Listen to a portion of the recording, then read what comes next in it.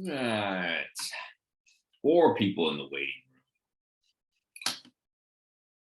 Let me get over to the finished book.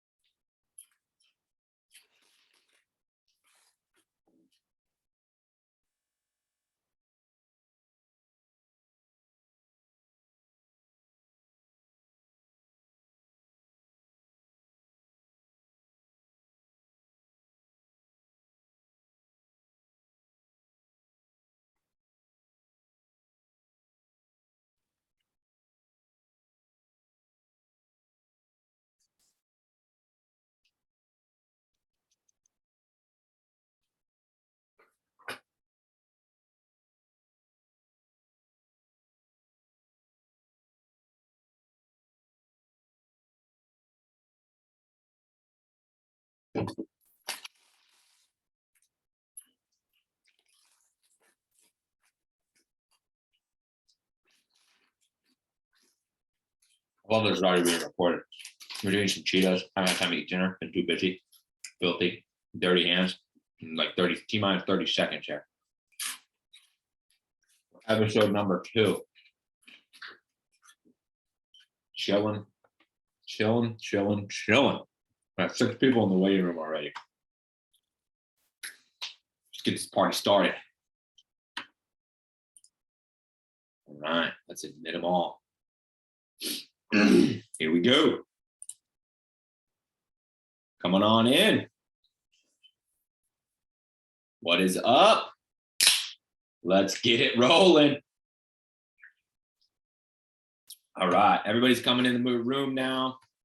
Let me let's see, pop that out so I can see that on the back. Getting better at this thing, man.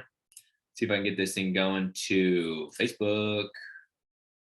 All right. Can anybody hear me? It auto mutes you guys when you come in, but unmute, let me know, or give me a thumbs up if you guys can hear me okay. It looks like my audio is working on my end. You're doing good. All right, cool. Let me get Yeah, we can hear you. Let me get this going on Facebook here. Episode number 2. I'm just gonna put come have a drink and talk some biz. It's weird typing on this keyboard because I got my chair super high so I don't look short on video. All right, here we go. Boom, go live. Okay. That should be working shortly. And it's already being recorded. I'm going to try one other thing just to have some fun. I'm going to see if it'll let me go live. No, I can only go live on one platform. I wanted to go live on YouTube as well, but looks like one platform only. All right. It's now live over here. Let me mute myself on Facebook. Try one other thing just to have some. All right. Hold on, bear with me. I know I muted this last time. There it is. Money. Okay, and then we're also in the comments. I'm gonna drop the URL in the comments. Let me go get it. So how's everybody doing this evening? Super excited for tonight's episode. Not for any other reason other than I like hanging out with you guys and drinking beers, but like this. Link to the Zoom. Paste. Boom. I didn't do that last time because I didn't know to do that last time. I had people ask me. I wasn't paying attention to the comments. So, okay. And then last thing I want to do is get my chat open. Let's over here. All right, we should be good to go. Looks like we got 13 people in already. That's pretty awesome. That's pretty quick. Oh, we got a bunch. Hold on. Let me get all these people in the waiting room in here. Yeah, so I was messing with the settings in Zoom, which if you've never ran a Zoom meeting before, the settings in Zoom are kind of overwhelming. Like the page just kept scrolling. It was wild. But there's no way, I guess, to not have it to where I have to admit you to the meeting. Like you have to like wait in the waiting room or have a password, I guess. So I just have to manage it as we go. It is what it is. I'm not too worried about it. But anyways, what's up, everybody? Super glad to have you guys here. I don't really have much I wanted to talk about. Last week I went through, I made a big old list of topics I wanted to touch on and kind of stuff just in case the room was quiet, and then the room was super chatty and I didn't do anything with any notes that I took. So I figured today we could just kind of fly freestyle and we could do our thing and open it up to questions from anybody. And kind of the way it worked last week, right? So last week was episode number 1 of this new format, this new show. And so again, I had no idea what to expect. And then what ended up coming out of it was super fun, where everybody kind of, group think and we had other people answering questions.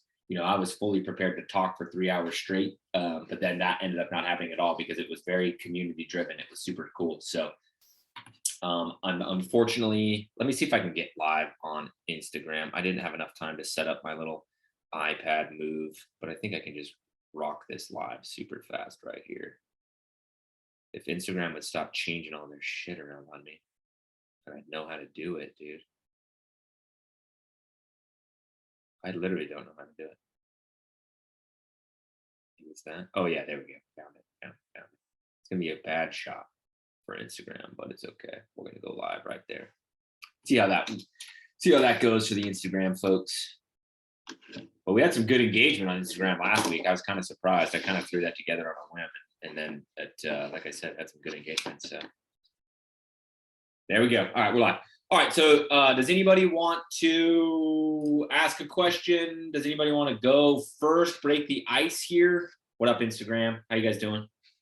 And you Instagram folks, you guys can ask questions in the comments. I will be tracking everything as we go here. But anyways, so what's up, guys? Anybody got a question and want to start, or should I just shoot from the hip and start talking about some stuff that I think would be a good topic for you guys? You can talk in the chat too if that's more comfortable. Ask question in there, whatever. Tonight on ice, I've started with the good old trusty Michelob Ultra. It's a nice watery beer. This will not be a super long episode because we got a lot of shit going on family wise. We're just going on a trip tomorrow. So we'll keep it nice and tight here. Get some good content, help some people. But I'm gonna stay on the watery stuff because I got to drive a 33-foot camper 5.5 hours tomorrow evening. So, but I also do have a little bit of tequila in this cooler. I got my little cooler today, red for the jump off. This thing is circa like 1980 something. I don't know. It was my parents, or maybe it still is my parents. I don't know. But I got some beers in there. I got some wine in there, a little white wine. I pour it in with the ginger ale and make some ice cubes. Or put some ice cubes in it. It's called a wine spritzer. It's pretty delightful. And then tequila, and then beers. So, all right, we got somebody popping in the chat here. What's up, big dog? I'm gonna answer this question over here. Okay, so this is from Facebook. Justin Dodson. If you started over today, would the rolls all be a quicker purchase? Hell yes. Hell yes. So the reason I say hell yes, right? So just like I don't know, maybe I'm not like everybody, but I'm very cost conscious, price conscious. I want to scale rapidly, but I want to do it the right way. And this is the way I've always looked at it. The more money I spend on slides, more money the jump off makes. More money I spend on trailers and dollies and tie downs and other shit like that, it doesn't generate income, so you think. So then I actually bought like the low-key prototype rolls all from my buddy Matt, who's a bounce house operator just one city over from me 2 years ago or something like that. And immediately that next day, and I was doing everything at myself all that time. But that next day, of pickups, I bought it from Mike on a Sunday or something. The next day of pickups on a Monday, I was like, oh my God, yes. Like this is going to help me grow faster because I'm not so tired. You know what I mean? So what I kind of tell people is, look, it's $4,000+ and I'm sure they're going to get more expensive as time goes on. Is it a good investment? Hell yes. Best investment ever. Right, people are like, is it really that good? Is it really? And like you can't put it into words, having the motorized dolly, because it allows you to, you can get home from a route on a Saturday morning and then go for a run because you literally didn't do anything but walk with some slides. Like, you had to unroll them, that's it. You know what I mean? And it just helps you, your mindset gets more focused on growth because you're not so gassed out. You are faster. You have a get out of jail free card, because you can help it. You can use the rolls all to help you roll a slide. You can use, right? So yes, dude, it would be a much quicker purchase. I would probably, it kind of depends, right? Everybody's going to have a different ambition of what they want to accomplish. But I think a good time to buy one is in that 5 to 10 slide range if you have plans on growing bigger, because you're going to need it eventually. So just bite the bullet and get it. Or if you want to, even if you want to stay that size, you're probably going to do a lot of work yourself, and you're going to kill yourself if you don't get it. So yes, I would buy that faster for sure. All right, this question is in the chat in Zoom. Tons of clients that ask for quotes and always say they don't want to pay that much. I'm lower than everybody in my area. How do I overcome that? That's a good question, and one that I'm proud to say I've actually gotten a lot recently. So that means people in the community are kind of past the how do I start phase, and they're actually started and they're going. There's a million different answers to that question, or potential answers to that question. What I would tell you is you've got to remember, if you've got this super low bargain basement price on Facebook Marketplace that's lower than everybody on everybody else's website, you think of it from the consumer standpoint. 18-foot slide for $150. It's almost like too good to be true, right? So you got to be careful that you get yourself positioned correctly. Too low of a price will scare people away. Too high of a price will scare people away. The other thing that can come about that is you've got a lot more things than just price that come into landing a client. So question number one out of my mouth lately has always been, do you have a website? If the answer is no, then like I really don't have much else for you other than get your ass a website ASAP. If you do have a website, then the best thing that I can suggest that you go do is watch the one of two places actually. The Event Hawk YouTube has where Tariq was doing some website audits. I haven't watched the video that's on there. It's like an hour long. I know I was on one of those that he did recently, so I don't know if it's that video or not. But basically, Tariq takes you through a lot of stuff that you should do on your website, then starts going through and kind of, roasting your website a little bit. He goes and looks at your website and then tells you this is wrong, it should be this. This is wrong, it should be this. This is wrong, it should be this. And he goes through and on the one we did last time, he went through my website where I have a lot of good stuff on my website, but there's, a laundry. I took a freaking page of notes.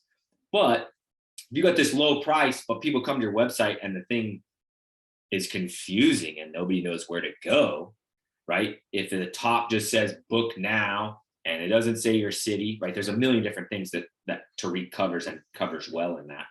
The other place you can go is Ishmael Cardenas has some website roasts that I believe if I'm remembering right, are on YouTube, and his are kind of funny, right? Because it's Ishmael, so he's yelling at you and he's kind of talking smack, and it's good stuff. All great advice, you know what I mean? But look at the website, okay? If you don't have a website, get one. Then look at the website landing page. Then from there, your pictures matter, the descriptions matter. Do you answer questions that they would have in the descriptions? Do you look like a legitimate company, or do you look like a 1997 website? You know what I mean? Million different things in there, but quality will always crush no matter what. So get good pictures, get good descriptions, answer the questions of the people in the descriptions, right? Just the questions you get asked all the time. And then go spy on your competitors and see what their stuff looks like, not the price, the rest of it, and just go steal. You know what I mean? Good artists create, great artists steal. So go steal. Hope that answered your question. Justin's up in here. What up, Justin? All right, so next. Yeah, so all right, he just popped back in the chat. So yeah, go tinker with all that stuff. Report back to us next week. Let us know how it goes. Okay. All right, we're gonna kick off the Christmas light questions early here. So she says, I have all the questions in regards to Let's Get Lit. So that's my Christmas light business. So once we get to early October, we go do some Halloween setups. But once we get to November, I'm a Christmas light contractor, not a bounce house entrepreneur, man. That's where we rock and roll. So she said, number one, what would you say your startup cost was? It's as much capital as you have. So you can start selling jobs and then taking 50% deposits and go buy materials with that. You need to, let's say you take $3,000 in deposit. That's probably a pretty good number. Go buy $3,000 worth of stuff. Then you can go put up some houses. And as the money comes in, you're buying more as you go. It's more expensive that way because the cost goes up, not a ton, but the cost goes up the later in the season you get. That way can be stressful because sometimes you're not going to know if you've got enough stuff for tomorrow. FedEx is going to lose your shit in late November, 100% guaranteed. It is more stressful, but you don't got to have capital to start up. If you want to go big, let's see. If you want to go big, you need about $35,000 for materials. And then you don't need that much for equipment. $1,500, $2,000, something like that. If you don't want to go that big, you just scale backwards.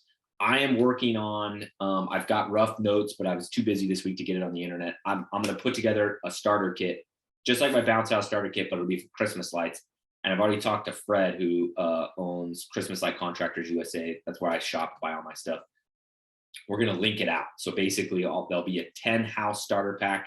So say 10 houses, X number of dollars. You need 10,000, 10 houses, 15 grand, something like that. Then there'll be a 20, there'll be a 30, a 40, and a 50. And basically you can click it and it'll take you over, and that will all be automatically in your cart on his website. It'll be super slick and easy. So that way you can just get an idea. My first year doing it, I spent, I want to say all in all, I spent about 7 grand preseason. That shit was gone before we even got to November. And it was just the stressful catch up all throughout.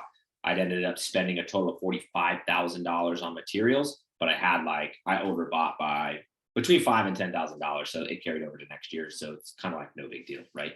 Number 2, did you start with just a general stock or allow customers to build per suite? Yeah, we do custom everything. So if they want I had a client last year that wanted red, green, and yellow. She didn't want white. She wanted yellow. It looked like a Fiesta. I have no idea why she wanted this, but we got our yellow lights and we put it up. So I do as much custom as I can. Number 3, what's the best / fastest way to get these lights up and installed? All about fastest setup, even if the initial cost is more. Practice makes perfect. I don't know. I don't really know the answer to that. There's best practices of how to install them, absolutely. But you just kind of, you just figure it out, and you do enough dormer windows. The dormer window gets easy because you know exactly how to do it. You can yell down to the guy on the ground, right? You got your tape measure and you measure and you say, I need a 16-foot cord. And he builds a 16-foot cord and throws it up to you, and it goes around the dormer window. It's just kind of, you just got to go though. That's it. Standard lights versus light show. I don't know what the hell a light show is, and nobody wants that. Standard lights, everybody wants warm white. Do you find offering lighted lawn? No, get out of that business as soon as you even think about it. Get out of it. It's garbage. Let's see. Josh got a script for Naples. That's a good one too. That's a good point. When they ask you the prices, what you're saying matters a lot. What is a return on the Christmas lights? Profit margin. So if you take payroll out of the equation, AKA good example. My first season I ever did it was actually Mardi Gras. It's Mardi Gras Christmas 2.0 down here in New Orleans. And so I went out and bought, I spent like $1,000 or something. I bought 1,000 feet spool of socket wire and then purple, green, and gold bulbs, and started running Mardi Gras. I did it solo every job.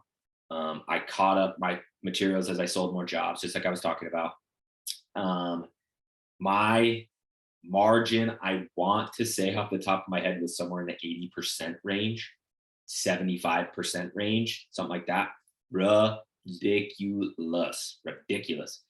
I also went cheap on it, right? I didn't buy all the nice stuff I have now for Christmas. Like, I don't buy a pitch hopper. I didn't have a ladder rack. I didn't have big extension ladders. I didn't have, right? For Mardi Gras, you're not going all out like you do at Christmas, so I could get away with this. But I did it as much on a budget as I could, that was the first. I didn't know what it would hold. You know what I mean? I didn't know what it would be like. So once you factor in payroll and paying yourself, you're landing 40 to 60% margins. When you buy your lights matters. So if you're just start this year, it won't matter that much because you're not going to buy enough product to really make the price cuts early season pay off. You know what I mean? But like right now, bulbs are 75 cents a piece. Generally speaking, March-ish, they're like 65 cents a piece. By the time you get to November, they're $1.05 a piece. Everything else also gets more expensive. But yeah, huge. That's why when I recruit for the jump off, I recruit off of my personality. I recruit off of, we have fun with the kids. I recruit off of my love of teaching and mentoring people that'll help you. If you want to start a business, come work for me. I'll teach you how to start your own business so you can leave me, whatever. When I recruit for Let's Get Lit, all that same stuff and money. I tell people, I'm like, yeah, I'll start you off at $20 an hour, right? They're like, oh, damn, really? I'm like, dog, if you can keep up with me, I'll pay you $30 an hour, right? The faster they go, the more revenue they generate. So it's like, I'll pay you a lot of money if you're fast. You know what I mean? I'll pay up to $30 an hour. Would I pay over $30 an hour? I mean, they'd have to be, an extension of me to where they can go sell a job. They can go, they can really have a high capacity for things. But yeah, I mean, the margins are just awesome, right? You got to be careful though. Here's one thing that's funny about the Christmas light business. Your margins are awesome, right? So you go crush it and you put up all these Christmas lights and you're super stoked. You got all this money coming in, this bank accounts. You've never seen it bigger than it's ever been, right? And then guess what happens? You go buy a pool.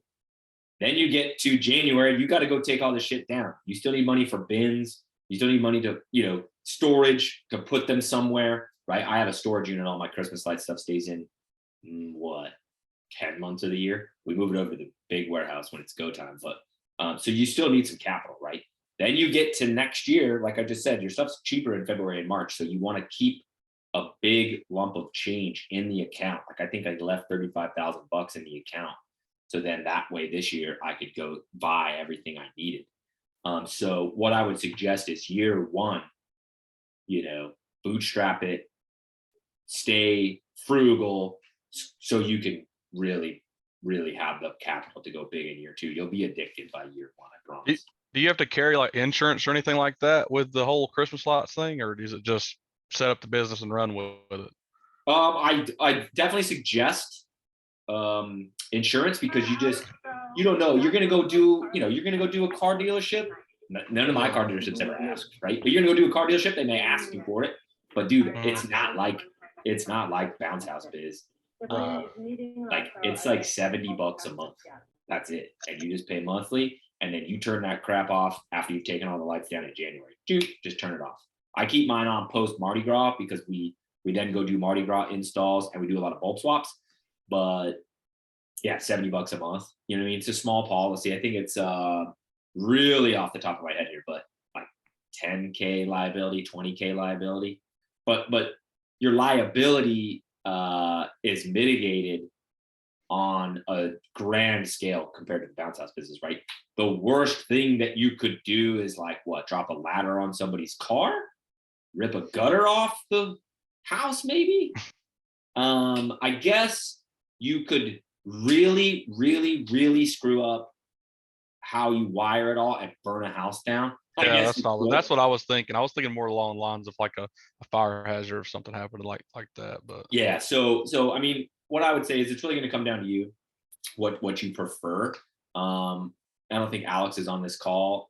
He would be a good resource to have there, just because he's the insurance brain, and he'll scare the shit out of you. But yeah, I mean, I think I carried a $10,000 or $20,000 policy is all. And I'll put it like this: the odds that you burn a house down with your lights does exist, right. Though very small, very small. I have seen on some of the Christmas light contractor Facebook groups, oh my God, the pictures. So sometimes somebody will call you back, hey, my lights suck. This guy put them up sucked. I'll pay you to come and fix them, whatever. And they take pictures of what's on the houses. And I'm talking wire nuts on them. You're talking Jesus. Like, there was one where a guy took a lamp cord, like a cord off of a lamp, and cut it and spliced it into the Christmas lights. The craziest thing I ever seen. That's how I do my lights. There he is. Josh in the house. But yeah, so yeah, definitely you want to carry something. I just go through Next Insurance. This year we're going to be running. I'm working on kind of expanding to see how many crews we can get out there. I really want to run 5 crews. And so this year I am going to probably just, I have a good relationship with Alex, so I'll probably just set up a phone call with Alex just to kick it around with him, just to kind of see what he would suggest. But yeah, last year I just went Next Insurance all through their freaking app, $70 a month. If you own any other side business, so Cosio wouldn't touch the Christmas light business. So it's a separate LLC, separate insurance. If you have like lawn care guys, though, they can add an extra little piece onto their already existing insurance. It's like $50 a month, and then take that off when the lights come down. I think pressure wash guys can do the same thing. So if you have another business you may be able to piggyback off of, you could do that, but it's just not that big of a deal. New LLC. Yeah, LLC. And I don't remember and I didn't talk to Alex about this. I think I talked to Carol at Cosio. But her and I had a good discussion about it. In short, she basically said, no, we're not touching it. Here's why. And then ran down the list of reasons. So if you've got that lawn care business, but even the lawn care guys, once they get big, they separate the two because you want Christmas light SEO, you want a Christmas light Facebook page and a website and right. So if you're gonna be serious about it and go big, it's not gonna be like a little just for fun in the winter while I'm slow. Do two entities for sure. Let's see. Let's check this out. Who else is up in here? For Christmas lights, is it possible to do just the borders of the house and not the gables? Yes, the gables. So the gable is this part of the house. And so that would count as the border. You're still going to do the gables, right? You're probably referencing the hips and the hips and the ridges. The hips are the lines that go. So if this is the roof, it's the lines that go up this way and then and across this way is ridges and down is hips. If you're not in the South where we have stupid high roofs, those are actually not that hard and they actually get really expensive really quick because those are long runs. So you'll want to do those. But yeah, you can just do the borders. We don't have that many clients where we do the hips and ridges because it's so expensive. The cheapest one we did, which was a small house front, good size house, 4-bedroom house, but just it's kind of a long house this way. You know what I mean? It doesn't have a big footprint this way. So the front of the house isn't super big. It was $2,200. And it took us like an hour and 15 minutes. I mean, that's how quick and easy it was. Every other house we did hips and ridges on was at least 3,500 or above, at least 3,500 or above. But that's what I'm saying. When people want that, you want to be like, yeah, it's going to be $3,000. Are you cool? And they go, yeah, cool. Yeah, you want to sell that 100%. Like I went on a actually, if you guys saw, I posted on my stories, the obstacle course that I set up today. I set that up solo today. The reason is because where I was setting that up, she's like literally one of our best clients. And Courtney wants us to do our Christmas lights this year. So I was like, look, I'll just come set up the freaking foam machine and the obstacle course today for you. Then we can talk about Christmas lights, right? And so we're talking, and she's got a big house, 2-story house, real complex levels. It's going to be a blast, dude. I can't wait to do this house. But she's asking me, before we go too far here, like, what are we talking here? Like, is this, how much are we talking? Is this $2,000 or is this $10,000 or is this $20,000? I'm like, no. I'm like, we're probably, to do just the front of the house, we're probably in that 2,500 range. If you want to do hips and ridges, I said maybe 4, maybe 5, right? And she goes, oh yeah, okay, we're good, right? Those are the clients that you have in the Christmas light business. $5,000, we're good. Don't even worry about it, right? So we're gonna get some sketches going, and I'm gonna get her a bid for some stuff. And then she's got a very detail-oriented husband. His name is Mark. He's a good dude. So I told her, I said, look, I'll get you some info. You get it to Mark. Mark can kind of get me his info back. Me and Mark will put our heads together and we'll get you lit. So like with the lights, is it all pretty standard as far as just charging by the foot, or there are certain things that you charge more for, like a steep slope, like steeper pitches? Do you charge more for that, or is it just, let's say, $8 per foot on anything? I mean, is there anything that go ahead. Yeah, so good question. Last year was the first year actually, because we got busy enough, right? Because it used to be, I wanted to keep my bids reasonable, right? And that's kind of like, right, it's like weird when the jump off gets busy again and I'm depositing checks for $223. I feel like I'm like a small peon because it used to be $2,400 checks. But I wanted to keep the prices competitive last year until we got so busy, right? And so then I actually got with my admin, like I took a morning off, went over there, got with my admin, and we kind of formulated everything where I said, look, if we're hanging on gutters on a 1-story home, I'm cool, go $650 a foot, right? And so we kind of had different stuff. But yeah, you start shooting ridges, yeah, it's 7 is the minimum, but we went up. I called her, I said, I'm fucking tired, dude. So any house that comes in that's 2-story from this point forward, but baseline's 8. You know what I mean? They want hips and ridges. I want 9. If it's 2-story and they don't have freaking gutters, because in the South people don't have gutters in Louisiana, it's bizarre. And those are just a pain because you got shingles just suck to hang lights on. I said, I don't care, $8, I don't care, right? And so what'll end up happening is your early season, you got to not panic, right? I'll go over this at the Christmas light training that we're doing, but you got to not panic pre-season, early November, right? Because you're going to be getting $600 jobs, $500 jobs, $550, whatever, right? Because it's just kind of the nature of the beast. I don't really actually have an explanation for that. But then as you go, your big dogs start to come in closer to Thanksgiving. Like, put it this way, a rich person that's spending $5,000 on lights doesn't want lights on their house on November 5th, right? They want that shit the day after Thanksgiving or what, December 1st or whatever. They have a certain day. And so as you get later in the season, or no, let me say it like this, your schedule starts to fill up, right? It's still December 5th, 6th, 7th, but post Thanksgiving starts to fill up. So that's kind of where the conversation came in, where I was like, look, if they want that week, $8, you know what I mean, a foot. If they're cool going tomorrow, I'll $6.50 it all day long, because I got less work now than I got later in the thing. But yeah, it's just a cool thing because it just fluctuates so much, you know what I mean? And they come back, they go, oh, that's out of my price range. You go, okay, what's your price range? Like, well, we don't want to spend over 32. Like, well, the bid was 36. So let's just, we'll skip that corner of the house, and, that would put us at 34.50, but we'll just do it for 32. Right. And then instead of being at $7 a foot, you're at $6.89 a foot. Right. There's a ton of wiggle room in it. And once Christmas is done, it's just a race to just get there and take all of them down, basically. Oh my God, dude, you can take down, each truck can take down 15 houses a day. Like, it's fast. Like, we did 120 something homes. We had them all down in 5 days, 6 days, 5 days, something like that. Easy, right? Like this. Ding, ding, ding, ding, ding, ding, ding, ding. You charge to take them down? Included in the price. I want to jump back to the foam machine. Let's get off the lights for a minute, because I'm really considering buying one. And we actually did an event the other day, and a guy showed up with one. There's nobody in our area. I mean, it's like the biggest thing with the foam machines, is it more of just like, I get somebody would probably rent like a slide or something, but I'm really just, I'm clueless on it. I tried to pick his brain a little bit on it, but I don't even know where to start with pricing. I guess you advertise it on your website and your Facebook, obviously, and people will come along. But I mean, is a lot of your events with the foam machines like an hour?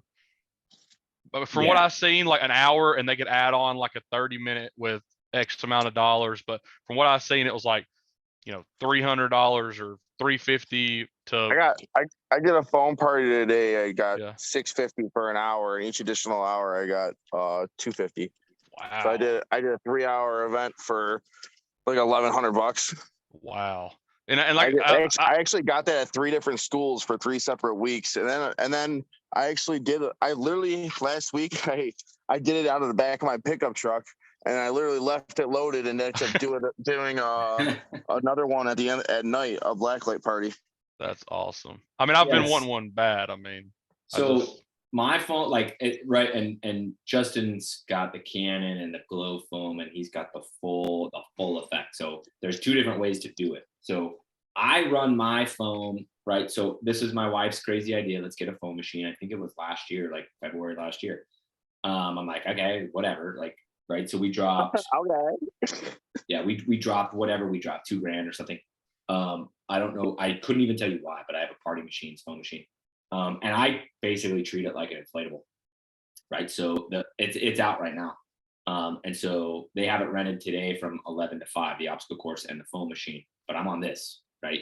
And I like to give the guys the night off. So I called Isaiah. I said, hey, tomorrow, can you pick this up tonight or tomorrow? Which would you prefer? He said, I got this thing tonight, so I'll go tomorrow. I said, okay. So I just tell Courtney we'll come tomorrow. You know what I mean?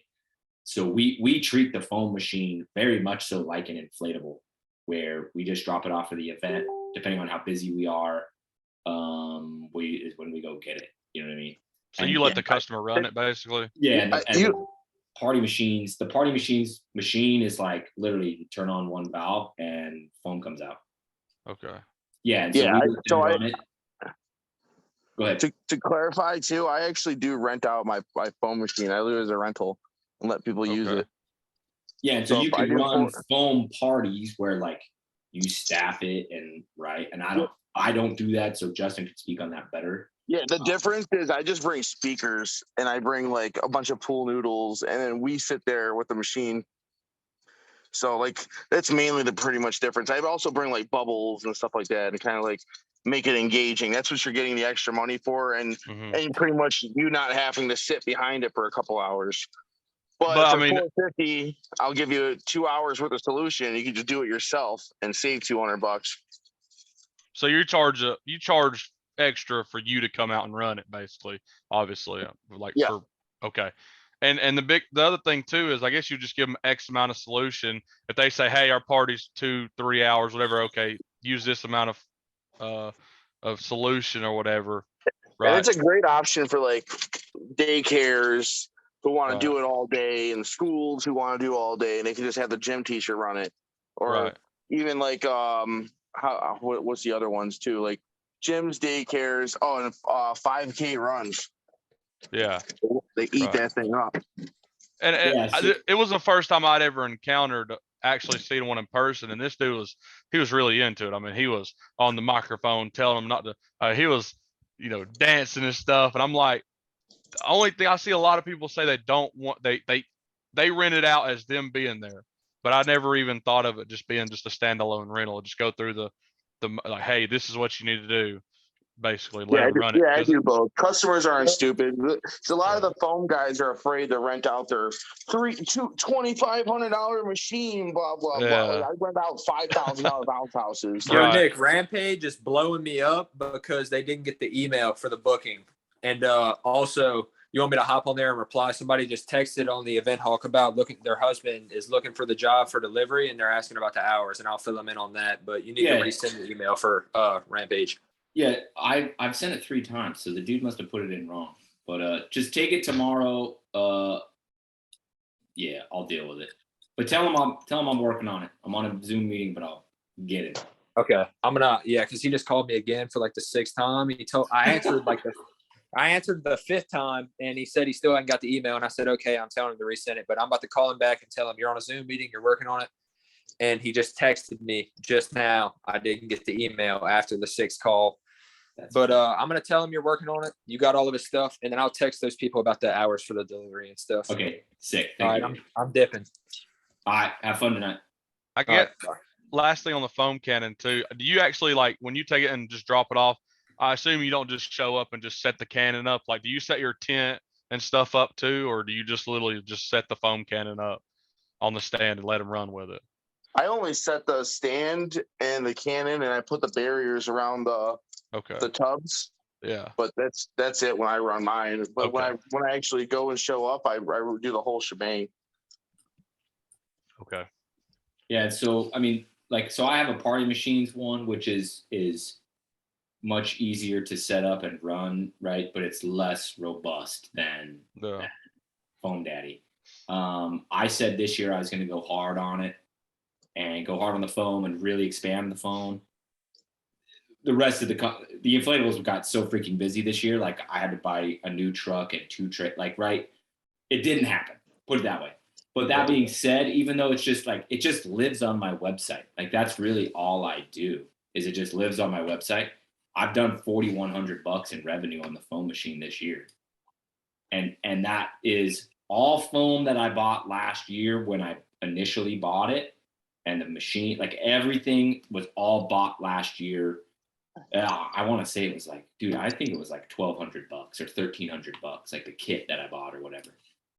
You know what I mean? And so it kind of got my foot in the door.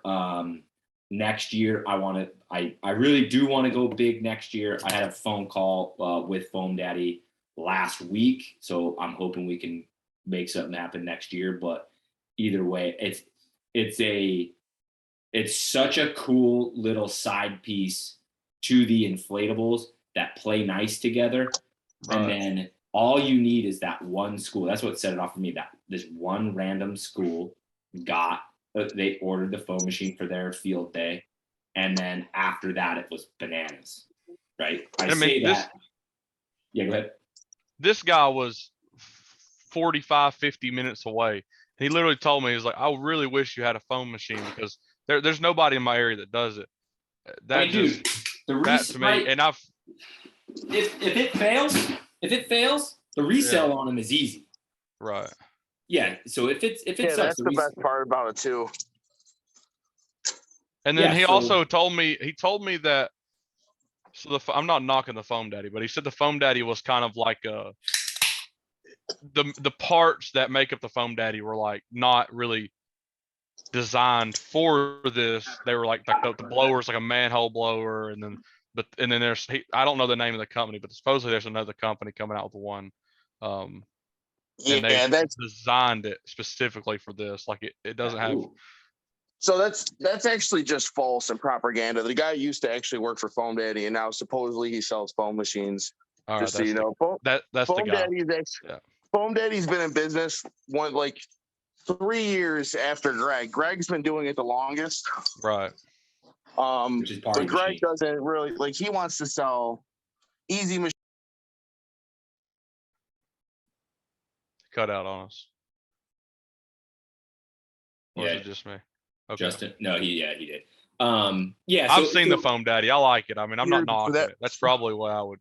That's go the with. one that right. If both are fine, right? The Party Machines one, it puts out so much foam. People are like, well, how much foam's it gonna really? I'm like, watch this. 14 seconds, dude. The pile is like 5 feet tall. It's crazy. And So- I seen the guy using his. He was like, I guess it's probably just a tactic. But he was like having to put a rag on the back of it to make it thicker, and then keep it dude, from I throwing set so mine up and much. go. Like I set it up Yeah. today, and then right, and Courtney's rented it from me before, but I set it up today. I was like, all right, later. Like, you know what I mean? She knows how to do it. It's pretty legit. What I would tell you is get one. If you want to make it a little bit of a higher end experience, and I don't know what you can charge, you know what I mean, for the Foam Daddy one yet, because I haven't gone down that avenue. I charge $230, you know what I mean, for 6 hours. And dude, it's so much easier to move, you know what I mean, than a combo that's $230. But I would say just get one and start dabbling with it. Facebook ads are the foam king, right? Because you want those pictures. It's not so much. I've talked to Tariq about this. It's not so much a Google thing, because it's so visual. So it's a Facebook thing. But yeah, I mean, you can't go wrong doing it, because like I said, the resell on it. And then just probably go ahead and buy the biggest one they have, right? I mean, go ahead and spend the money. Depends on. I'll be 100% honest. I haven't looked into what they offer now, either Party Machines or Foam Daddy. But I'll tell you this. I mean, my Party Machines, like I said, I was $1,200 in. Was a machine and 102 packs of foam that I haven't even ran out yet from 2021, February 2021. You know what I mean? And I did $2,500, I think, last year, and $4,100 this year. So $6,600 off of Definitely worth it. roughly 12. Yeah, it's totally worth it. I guess I asked Justin, which Foam Daddy do you have? Would you just go ahead and get the big one? I think it's is it the stacker or something? Yeah, so the stacker rents more just because it looks crazier. Right. Okay. It's also more maneuverable than the large one, and builds a bigger area. Okay. So the stacker is not actually the biggest one. No, yeah, the HD stacker is. Okay. All right. Yeah, you can get it branded too. That's another reason it's better too. Yeah. Oh, I want to call somebody out here while I'm here, Nick. This is the guy, Wesley, the one we talking about fist fighting in the yard. He's sitting by the pool. You see him? Where? There he is. He's here. This is my partner. He's wet. He's sitting by the pool and he's drinking. And this is his life. And he just texted me about the foamer and he said, order it now. He just bosses me around, That's what he does. He just sits here with pen and paper and he just points and listens. By the pool. It's called 5149, my man. That's inspiring, dude. I'm gonna do it next week. I'll be by my pool. We'll have a drink by the pool together. I like that. I like that. Well, it's good to meet you. Yo, Nick, I gotta leave because I can't hear. My audio is all messed up. It did some weird stuff because I got a phone call in. Can you let me back in? I'm gonna leave and come back in. Yeah, no problem. All right. So last week I had some text messages on Thursday of some people that had gotten extraordinarily intoxicated, and so I was pretty proud. That was a good time. Yeah, I was gone. I know Josh was gone. Yeah, that was you were. I started throwing up. I had to run to my bathroom and was puking for like 20 minutes. I didn't even realize I was even like that drunk. I'm glad I cut out a little early. Wednesday night pukes are just couldn't be fun. All right, I'm gonna answer a question from Instagram here real quick. 'Cause I'm live on my phone. Do you have issues with your slides flooding out from water pooling up on the tarp? If so, do you pump the water out every time? That's an interesting question. So, do I have problems with my slides flooding? Hell yes. I'm in southern Louisiana and it rains every day. We got like 1.5 inches today on a random whim. Is it from the water sitting on the tarps? I never thought about that. I highly doubt that, but I guess so, maybe. Do I pump them out? So if you go to, and I don't, off the top of my head, man, I'm not gonna be able to get the name of the video right, but on my YouTube, I've got all sorts of different freaking videos where sometimes I'm shop vacuuming water out of them, sometimes I'm non-submersible pumping water out of them. I tested a submersible pump, it doesn't freaking work. All in all, in the end, the best thing to do for a flooded slide is fold it well, roll it tight as shit to push that water down to the end and have it gush out. That's just the best way to do it. Not that it's easy, but we have a Rollzall, we have rolling straps, we run 2-man crews, and I got super buff dudes. So that's what we roll with. I used to always have a shop vac in both trucks just in case. We never use them. We don't even use them anymore. We just roll and go. It's the best way to do it, period. But it's not from water on your tarp. It's from 2 things. Well, maybe 3 things. Number 1, most likely it rained. Now, if you're in a dry area, then Arizona, say, your number 1 most likely is that they are dicks and they left the hose running all night long. And so it creates a giant pool on the slide. They blow it up. Then when you get there, it looks none the wiser, right? Except you got 40 gallons of water in the freaking slide. The other thing it can be, and this is way more rare, I've heard people having this issue. Randomly, it was with 10 table units, but I'm sure it's with everybody. I have an HEC unit, right? HEC, I consider the Nike of inflatables. We got an HEC unit. The guy's nicknamed Tiki Flood. It's an 18-foot single lane. Doesn't matter. If it's a 4-hour rental out of park, it doesn't matter. It's flooded inside. There's somewhere water's leaking inside. So we just know. One of the first units I had was one of those tiki plunges from HEC, and it literally would do the same thing to me. Dude, I have no idea what the deal is. Flooded. Yeah, well, we just know rolling up before we eat. Like, right, we'll blow it up because we clean everything on site. Tall water slides we clean on site. We blow it up to clean it, and we just know. You just look at the how it's leveled, and then you go to the low spot and check the vent to see how much water's in it to see what kind of work we got for ourselves. But no, dude, you just want to go. That's the best way to do a flooded slide. I'm sorry to say it. I've tried everything. I've tried some controversial things lately too, and got yelled at by half the internet. Yeah, we showed up to our 27-foot tiki and it was flooded the other day, and the ears on it were just, I mean, fucking full as you could ever. Luckily, we had the winch, and I was just winched it, but it was rough. Yeah, because if you winch it, like that's right. So my Rollzall has a winch. I've literally never hooked up because it's just slow and I'm not into it. But you should learn. It's awesome. But I just hire big muscly dudes. But the thing about the winch and the rolling straps is it puts such a tight roll on the slide that it squishes all that water forward like a tidal wave. So you're gonna get. Nick, you lagged out. Did I? My internet sucks, dude. It might have been me. I don't know. No, yeah, it was him. It's been periodic, but it's just here and there. Your internet state is unstable. But anyways, let's see. What was I saying? Yeah. So if you go to my TikTok, by the way, go to my TikTok. I posted 2 different videos of flooded slides. One that was massively flooded, 22-foot dual lane that's already 650 pounds. That was like, it's kind of a shitty video because we had to get it to an $800 event, like 45 minutes away, and we had like 50 minutes to do it, and it was flooded. So I shot as much content as I could. It's kind of choppy. But the other one is pretty good, where it's just an 18-foot, flooded 18-foot slide, single lane, no big deal.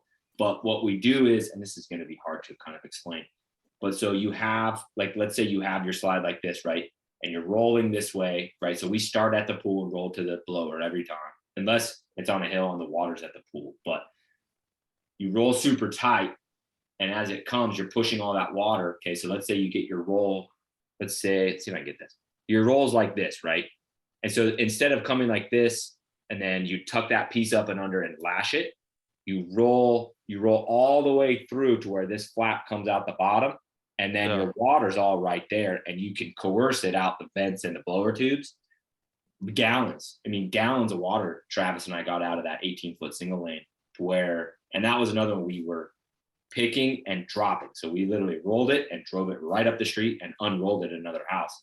But it wasn't even heavy. It had a ton of water in it, but the way we just rolled it nice and tight, and we didn't even use rolling straps on that one, if I remember right. But it's those videos are on my TikTok, so go watch both of those. You kind of got to add some pieces that I didn't record, right? It's TikTok. I was just kind of winging it, but I think that's crazy how everybody rolls different, because you said y'all roll all front to back. We roll everything back to front. I mean, it's just Ew. the reason I do it full disclosure here, everything I do I taught myself. I had no idea, right? And there was no me on YouTube. YouTube videos all sucked, and so I just winged it and figured it out. I just test and test and test. And so after I learned that you fold the stair side first, that was huge for me. Those rolls got way better once you fold the stair side first. But I like rolling from the pool first because it's so thin that you can wad it up like a sleeping bag and get it teeny tiny. Then you have some momentum, right? Then as you roll through the slide part, it just goes because it's super easy. Then you got a nice big fat heavy roll to then go over the big lumpy part of the pulled forward slide. Whenever we roll the other direction from blower to pool, by the time you get to the lumpy part, you're only dealing with a roll that's like this big. And it just, I always feel like, no matter what, I've tried it so many times, I always feel like I'm wrestling the roll versus rolling through the big part. My biggest issue with rolling, and I know nobody's right or wrong here, but I've rolled from front to back, and when you get to the back, you have this big just lump at the very end, which I guess when I roll back to front, it's clean when it straps to itself. You know, when you strap it, it's clean, and it gives us a little bit of identity because we hang it out the end zipper because the water push out the long end zipper, and then it gives a little identity to the slide. Which I need to order your straps for one, because our people they don't know the difference slide to slide. But yeah, that we show a little bit of the top side at the end of the roll. So the best way I can explain this, when I was a wee lad and I was first explained inflatables, literally, like you see how there's a transition seam around the entire inflatable, and usually it goes from like either like the colors to black or colors to like blue or something of that nature. You have the bottom seam. When you basically want to spread the vinyl in and around to where it's even on the entire slide. So it gets chunky in the back sometimes because maybe all the vinyl's there. I grab the front of the slide and pull it to the front, because the more vinyl you spread, the easier the roll is to actually like manage. And that goes for any inflatable. So if you can get that seam, so sometimes when like a slide comes down, it usually wants to slide, it goes left or right. So one side will already pretty much be folded, and you have to just pull your socks off, get on there and pull them in, and then back. But you want to spread it out as much as you want. And there's always going to be a lump where the stairs is on an obstacle course or the water slide. But you can 99% of the time, you can pretty much get that hump where it wouldn't be a problem and not on the end. But it's all about just spreading vinyl. And then you have circle inflatables suck. Like who here has circle inflatables and knows how to roll them? So it's like I gotta do a video on my monkey, because it's not only is it a circle inflatable, it's literally fucking like it's like 20 feet tall. So it's like, and it's only like 14 feet wide. That sounds terrible. Sounds like a sailor. I get it rolled nice, like a circle, like almost, it looks like a water slide. It looks like a combo. Yeah, what I do with my tall slides, I'm weird. Like I do everything different than everybody else, right? But what I do with my tall water slides, so like the tall part like this. So when we open the vent, So I'll go to the blower and the back middle vent, and I'll send one of my guys to the pool vent. And I said, yeah, just go open yours up. And then I open the middle vent and then shut the blower. And then I fall the slide backwards like this. I don't fall it on itself. I fall backwards like this. Tell him, Justin, that's wrong. Yeah, no, Then, well, listen. you're doing it all wrong, Nick. Then we pull this, right? Then we pull this like this flat. And every time I ever do that, I get the flattest folds ever. Anytime we do away where the guy goes and stands on the slide and looks super fancy, it's all fancy dancy. The fold is this big lumpy piece of shit, and I can't get a tight roll. And so if you go, I actually posted a YouTube video. It's really hard to catch. It's really hard to catch on my YouTube video I just posted. But Trevor says, I'm gonna jump on the slide and fold it, and I tell him, I'm like, it's gonna get lumpy. I even put it in like captions. And I said, just watch this. And we do it on the 22-foot dual lane. And by the time it's folded, it's so, I don't know. For me, it's way better. It takes an extra 60 seconds to fold it, but the roll is so much easier. Oh my God. So the problem I have with that, because Wesley here, he thinks he knows it about that 27-foot slide.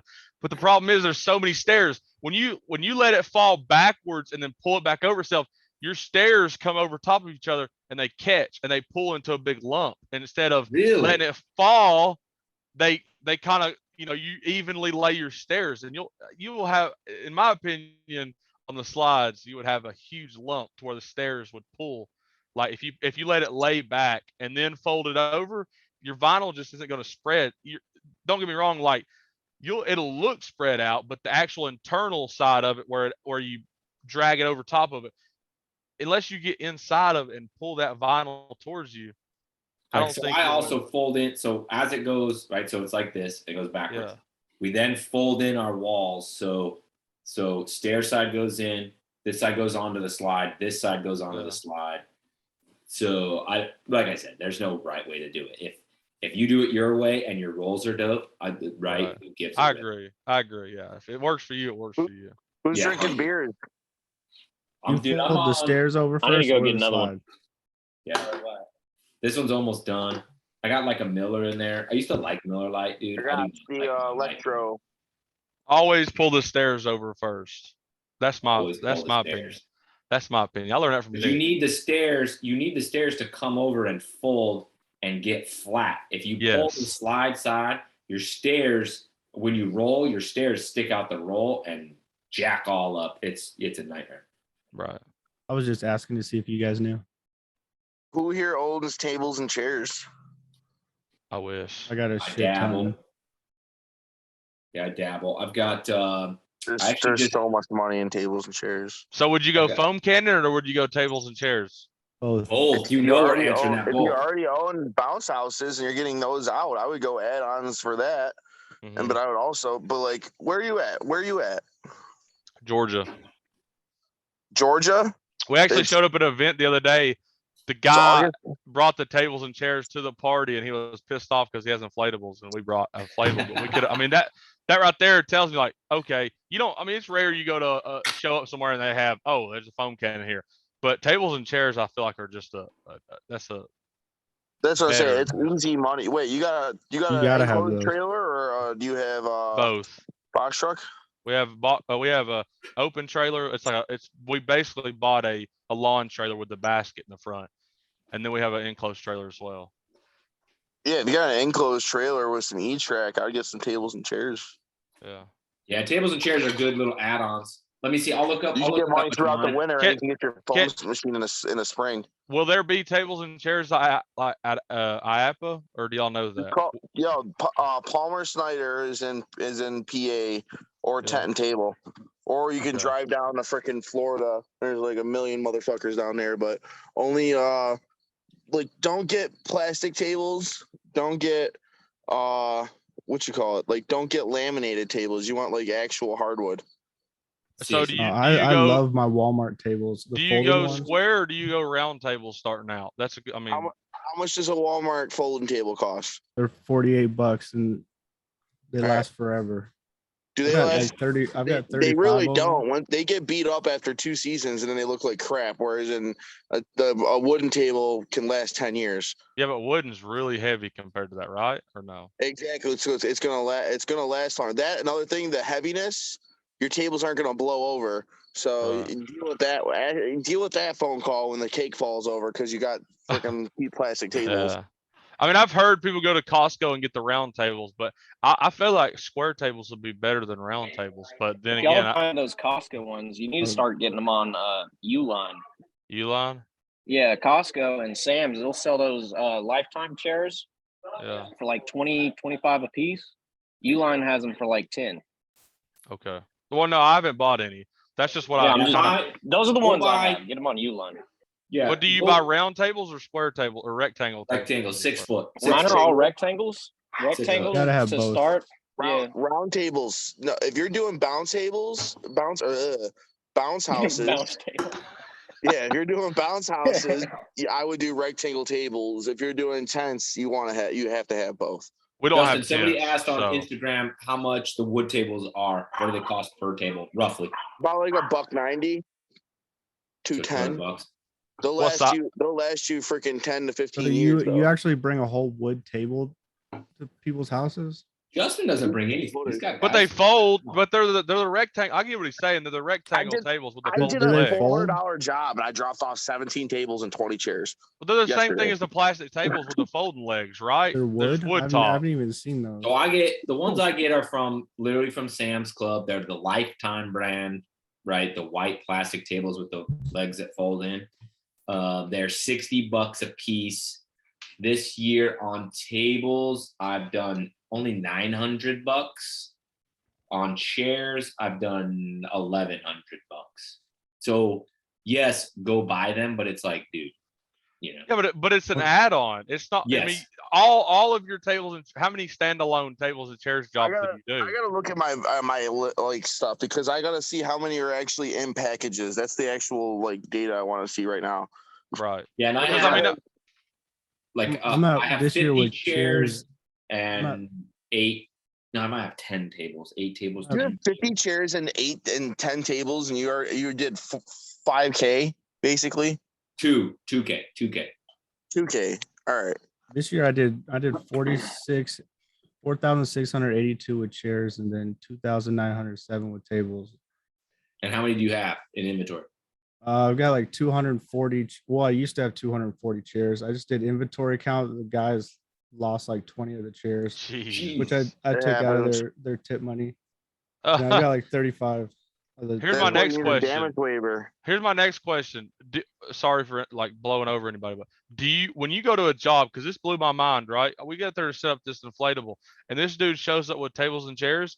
He literally throws them off the trailer and leaves. So do y'all set them up like, hey, where do you want them? Do we set them up, or do you just? It's drop them off $1 the extra. trailer? Every chair they want set up in table, it's $1 extra. And Definitely Okay. charge extra. I can Okay. see how Alright. much. Because I drop mine off and I just leave them in a stack. Okay, because that's what the dude Yeah. did, and I asked her. I was like, damn, he didn't even set them up for you. She's like, I don't know, but Yeah, I we didn't You know. had got that was extra the time thing. and stuff. Oh, you made the guy look set bad. them up. No, I mean, I was just asking. I didn't know. I mean, honestly, I'm just fucking with you. yeah. What'd you call it? So I had over like $6,975 just in my 8-foot table. Just in my 8-foot tables, 2,000, and I have 15 round tables. What else? There's cocktail tables. Let me find those. Cocktail tables, $1,300, and I own 10 of those. And then let me find chairs. Justin, where do you get your wood tables from? Palmer Snyder or Tenton Table. Tenton table. Okay. While So we're white padded chairs, 2,500. The white event chairs, $3,000, and the tan event chairs, $7,300. So I'm already over like, I don't know. That's a lot. I didn't anyway adding that up. And I love Does it say, beige "Go get it, I chairs got so my-" much. I Yeah. hate white chairs. Beige chairs, you get them. It's like it already looks like colored dirt, so you don't have to clean them as much. Those white Yeah. chairs, they suck cleaning. That's why. So that's why if you notice my chairs, like the tan ones, it was like what, $7,000, and the other two were like $3,000 and $2,000. So like those ones don't go out as much. I have the tan ones at $2 and the white ones at $3, and the other ones at $4 for the weddings. Because the resin chairs. Yeah, I have a tan event chairs, and okay, this is what I wanted to say before. The whole fucking table debate, like, I don't care if you get plastic tables. That's not my business. Don't get fucking lifetime chairs. Like, they don't stack. Those are not the chairs you want. Like, you know what I mean? We can all at least agree on this. Like, don't fucking do that. Don't get Walmart chairs. I have 30. I'll sell you if you want some. I'll sell them to you. Don't get the com seat either. It doesn't stack as much. Like, you can. Oh no, the com seats stack perfectly. Listen, you can stack 50 of them in the same stack. You stack 25 in the same space in your warehouse. With which ones? With any of the regular event chairs that I was talking about, and then those are in white, so it's like $13. You can buy them, or $14 or something like that, and you can buy them in tan, and then a bunch of them you can buy in white. I would have two different versions. If you're gonna start out, just start off in tan. Right. So And while we're on the add-ons, this is something we've considered, and this might be just absolutely stupid to even say, but we have a lot of wedding venues in our area.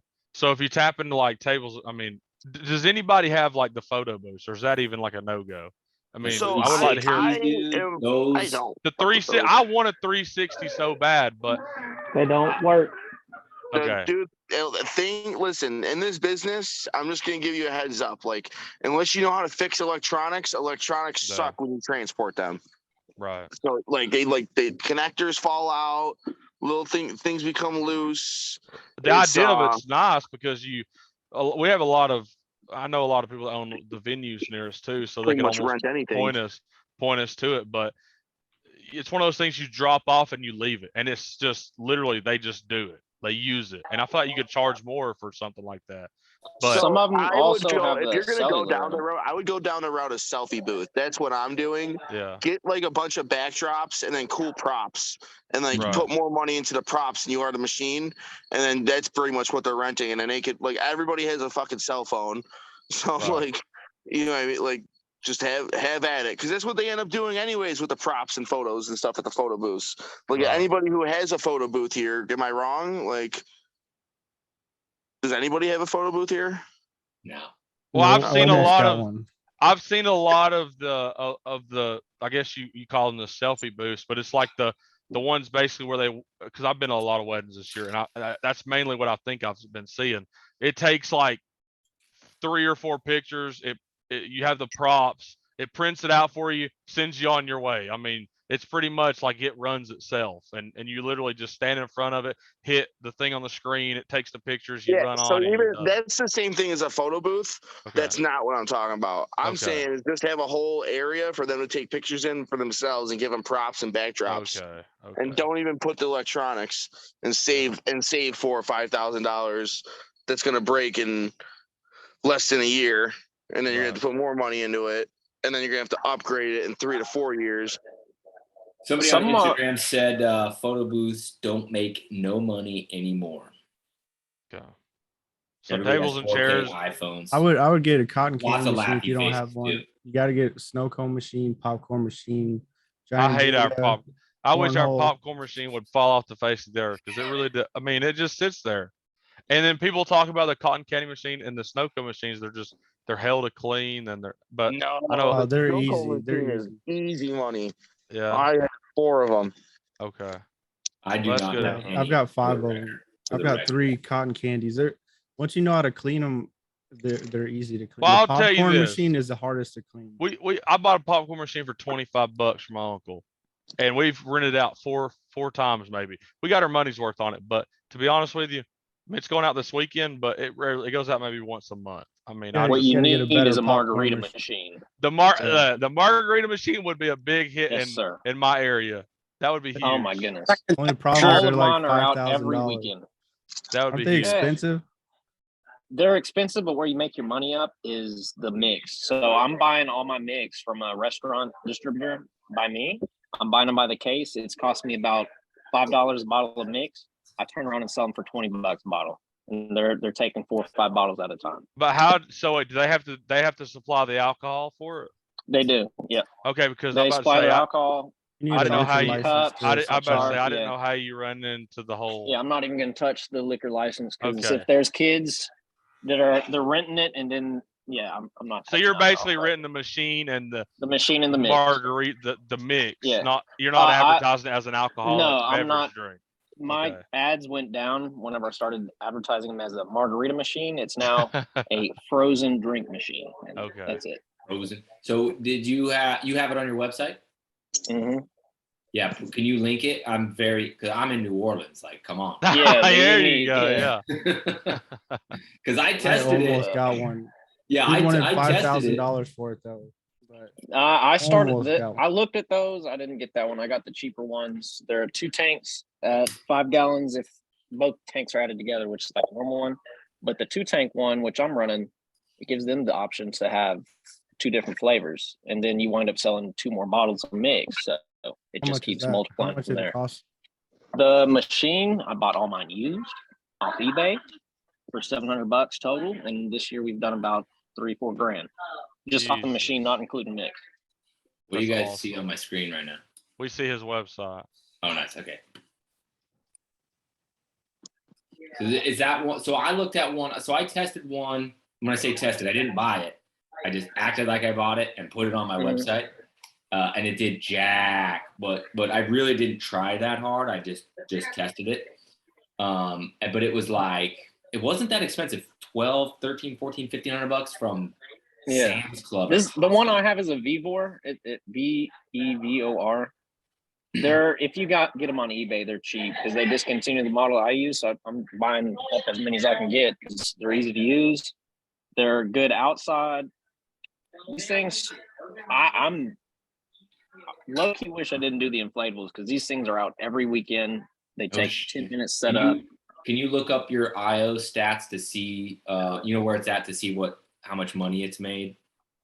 I can try.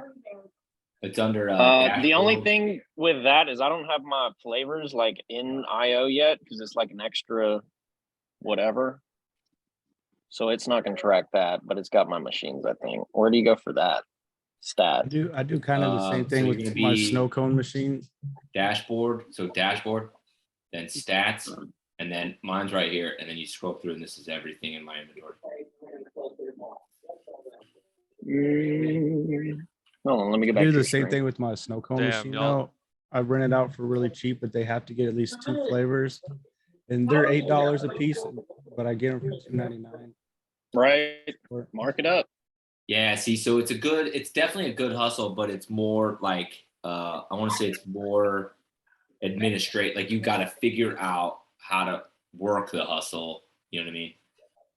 You got to hustle. It's a hustle, but you got to hustle. Anybody else on Instagram? Even like little bubble machines, they're so cheap, and then it's but like when they're checking out where it pops up, you want to add a bubble machine, it's only $30. So many people add them, and all you do is you just put a little soap in it. It's just a little extra $30 every time. I started renting out heaters too, patio heaters, and Yes. I mean they paid for themselves so fast. I've got like 8 of them now. In the wintertime, Yeah, 'cause- everyone wants patio heaters. Then if they want propane, it costs extra $40. Because I was thinking about, right, because it's so hot down here, those big industrial fans. I was thinking about buying one of those, and then if it doesn't rent out, like whatever, we'll have it at the warehouse, help the guys cool off when they're cleaning or whatever. But I think I could suggest you a good one. I seen the warehouses here. They're like, I think they said they paid like $3,500 for it, but it's got the water cooler with the swamp fan, cooler, yeah. and it rolls around too, so it'd be easy to set up. I think I have a picture of it. I could just send it to you on like Facebook or something. But Yeah. They're called swamp coolers. It's really popular here. in Wesley, do you Arizona. remember what I told you it was called? Was it the swamp cooler? I don't remember what What it they was call called. it here? It's got Either that or it- portable. It rolls around. It's got the water tank but it's not really bulky. The fan's huge too. Like it was. I walked out and checked it out, and it was like very efficient, and it was compact for what it was. I mean, compared to what I've seen, I mean, it was a great setup. Like I'd one have of to these? find it. No. I mean, it looks a lot more modern than that, I guess, if you will. Oh, they make them that are so huge, like There, size of a I know car. it was. Let me see if I see it. I don't see it on there. This thing? Let me see if no, they're not nearly that bulky. Like that's way too big to be having to tote around. Let me see if I can find a picture of it and I'll send it to you. Because I know I sent it to him. The You small tell me you ones don't have aren't that any good. $4,500 Uline one, big one. It's called Power Breezer. The guy in the red Here, shirt. is so it's cool. called a Power Breeze Power Breezer. Mac 4 Plus. Dude, look that thing up. That thing, I think they said, I want to say they spent $3,500 and it'll move as well. And I think it's the most efficient looking one. I mean, Power Breezer Mach 4 Plus. All right, I got a bunch of random stuff. I'm gonna get my screen back up. Hang on. Here, I'll do this too. I'm gonna send it to you. And Is Justin still here? yeah, there they are. They just look, That thing's crazy.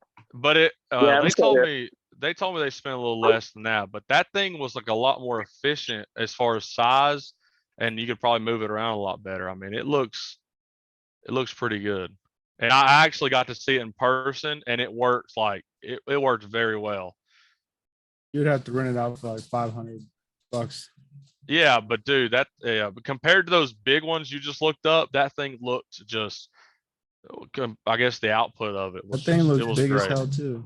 It's not bad. I mean, compared to those other portacles, I mean, that thing That is, looks expensive. yeah. But you might be onto something. I don't know. There's got to be like this has got an oscillating fan. This is like So Justin, do It you does, rent these yeah, out with your it's- tents? Since he does tents, I want to see if he. But Well, I don't know no, his location. I don't rent out fans or heaters and stuff like that. And I'm in the winter and stuff. It doesn't really do crap. And I only do 20 wides. So if you guys, I honestly, from a tent guy, don't do tents unless you want to become a tent guy. Like, and then like I only do 20 wides because I know how much I should dabble in and I can make money quick. Whereas a lot of people get sucked in when you start buying stuff like that. Those are for higher end clients and bigger tents. If you don't own a 30 wide or a 40 wide, don't even buy some shit like that. I only have pop-up tents. I've got like 18 of them, but that's all I do is little pop-up tents. Yeah. You can get those, dude. I get 10 by 10s out every week, 10 by 20s out every week. You Which buy is them like- from I can- Amazon too. And when they break, you just put the broken one in the box.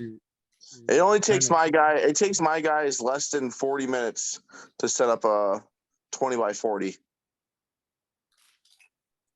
with tables and chairs. But like, because my area is pretty windy. So like, what's the wind rating on stuff like that? I don't have problems. I've literally done like in sketchy places like parking lots and like on top of a mountain that was like on a horse farm, and then like the trees were bending, and I set up the tent during that and left it over. Like all I did was add a couple extra stakes. The thing, Alex from Casio's not in here listening. No, that's what you're supposed to do. So like there's no like there's a wind limit and stuff like that, but it's beyond, it's like hurricane stuff. So like there's no hurricanes up here. As long as you got big enough and long enough stakes and the right Yeah, straps. it's for it. 40-inch stakes. All right, what's everybody drinking Hey, tonight? Justin, Oh, go ahead. dog, can I ask you a question? How long did it take for the 20 by 40 for you to set up, and how many people were setting up with you? 3 people, less than 40 minutes. Okay, so he did say 3 people. Sorry, husband and I are having a debate because I just looked at him and I said, "Why does it take you an hour?" About Damn it, husband. About 2 people, it should be about an hour. It's about right. And that's with All right, no lights. He's either. at it. He's out of the You doghouse. now. like add like another 10 minutes, 15 minutes for lights every time. But I charge $75 for lights, even on a 20. I do it standard, 75 across the board, even if it's a 40 wide or a 20 wide. And I basically just use the law of averages there. And I I basically like you know what I mean? So like I would charge maybe like 40 or 50 bucks for a 20 by 20, whereas I want the 75 for a 20 by 40. So I'm just like, all right. I think we are, the bistros are at one price, the globe lights are at another, since the globes are so easy to pop up, but I don't know. 20 by 20, 75 for globe, 90 for bistro. And They then can raise my light price. 40, 120 for the bistro, if I remember right. After the I don't 20 by even know what we're talking about here. I know. I'm Tents. trying to learn. Yeah, I'm trying. So do you have a? We're a tent company, not a. Are the inflatables are add-ons? Well, so I've got around Oh, me. look at you. I've got two tent companies around me. One is like everything party around, but not inflatables, but everything else, right? And they've kind of got tents and dunk tanks and like whatever, chairs and tables like crazy. The other one is the company's literally called the Tent Man, and they got some big story of why they're called the Tent Man. That's what people call them. Whatever. They're both in my same area, but removed from me. You know what I mean? 20 minutes, 25 minutes, but in the same basic area. So I'm like, and then over by me in Madisonville, like they're right. If you want a tent, you got to rent from either of those two. So I was looking at the other day. I'm like, I really think for a tent market, if I carried them, we could crush it. I just don't know. It's one of those things to where I know if I go spend X number of dollars on a X sized water slide, I know exactly how much money it's going to make. Whereas with tents, I know we're going to jack it up, we're going to whatever.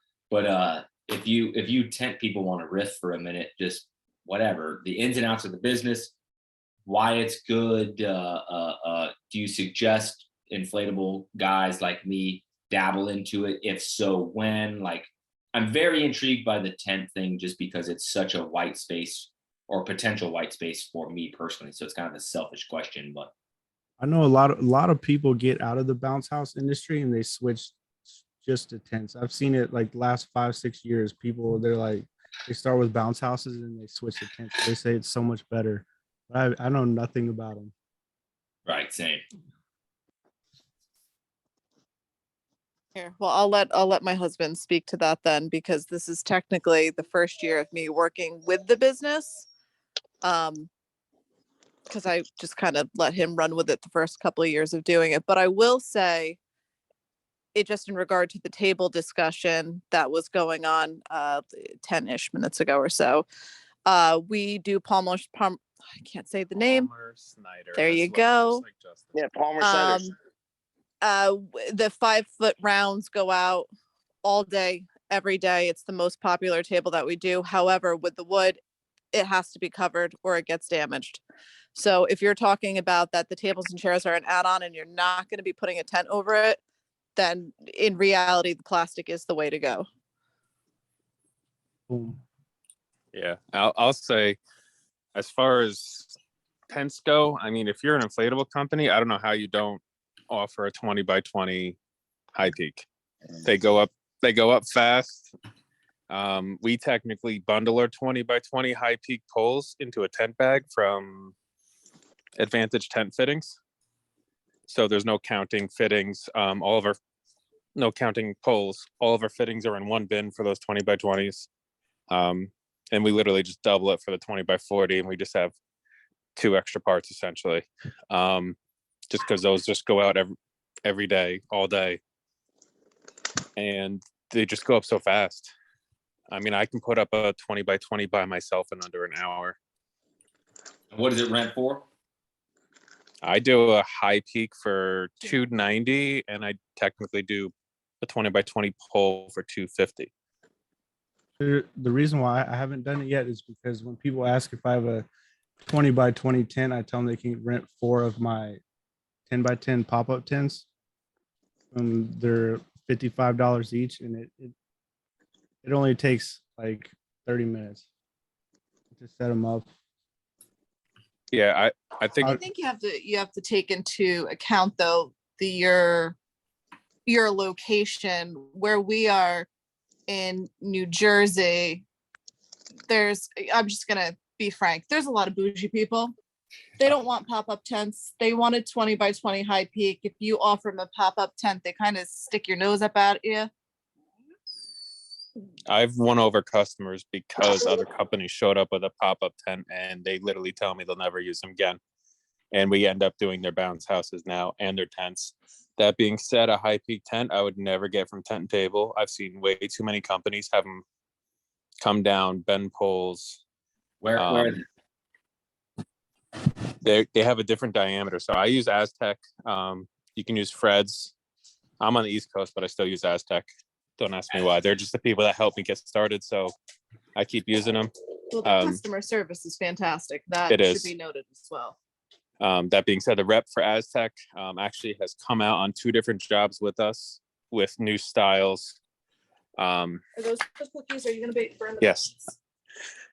But the rep has come out and showed us how to do new style tents when we get into them.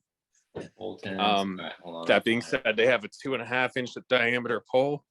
So I run single poles, but again, it's a beefier pole, even the joint fitting, because they stay under 10 feet. They're beefier. I've seen the Tent and Table ones. They're a lot longer. They look harder to get in and out and to actually work with, and they're flimsier. I wouldn't go with somebody that does tents, somebody that manufactures the tents in the US. Like I said, you have Fred's, you have Selena, you have Aztec, Anchor. How much did it? But Can you see my screen? yep, that's who I use. So go to frame tents, High and peak. then can T, I believe it is. Can T and can W are just a slight difference. Get the same product. One uses aluminum fittings that go on the outside of the pole. The other one uses technically steel fittings that go on the inside of the pole for the corners. That's the biggest difference. Does it have the price on there? No, I don't see it. That's what I was looking for. It's not good if No. they're not upfront with their prices. Oh, don't quote anything. You have a rep assigned to your area. With that being said, I have 20 by 20s that go out every weekend that are 3 years old. The tent tops, they look brand new. What does this roughly cost? Right, just throw a number at it. I would say theirs are 5. At the same time too, theirs take less time to set up than, let's say, Tent and Tables. You know, I have, if you look along there, if you go to the one photo to the right, technically, you'll see the inside of the canopy. You don't see 500 straps going across the whole canopy, and the cheaper ones you do, because they're So not this- 10. This tent's five grand, you said? That looks like a 10 by 10. I want to say it's about 5. I would check out what is it called?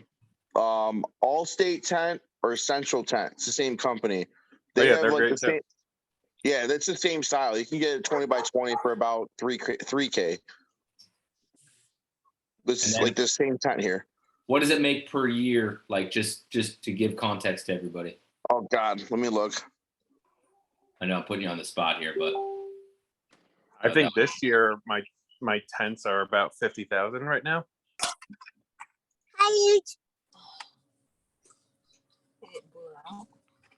Central Up to right now. Let's see So what we that's got. from that's only So from my high that's peak from- frame tent this year, and I own 2 of them, has made me $7,500.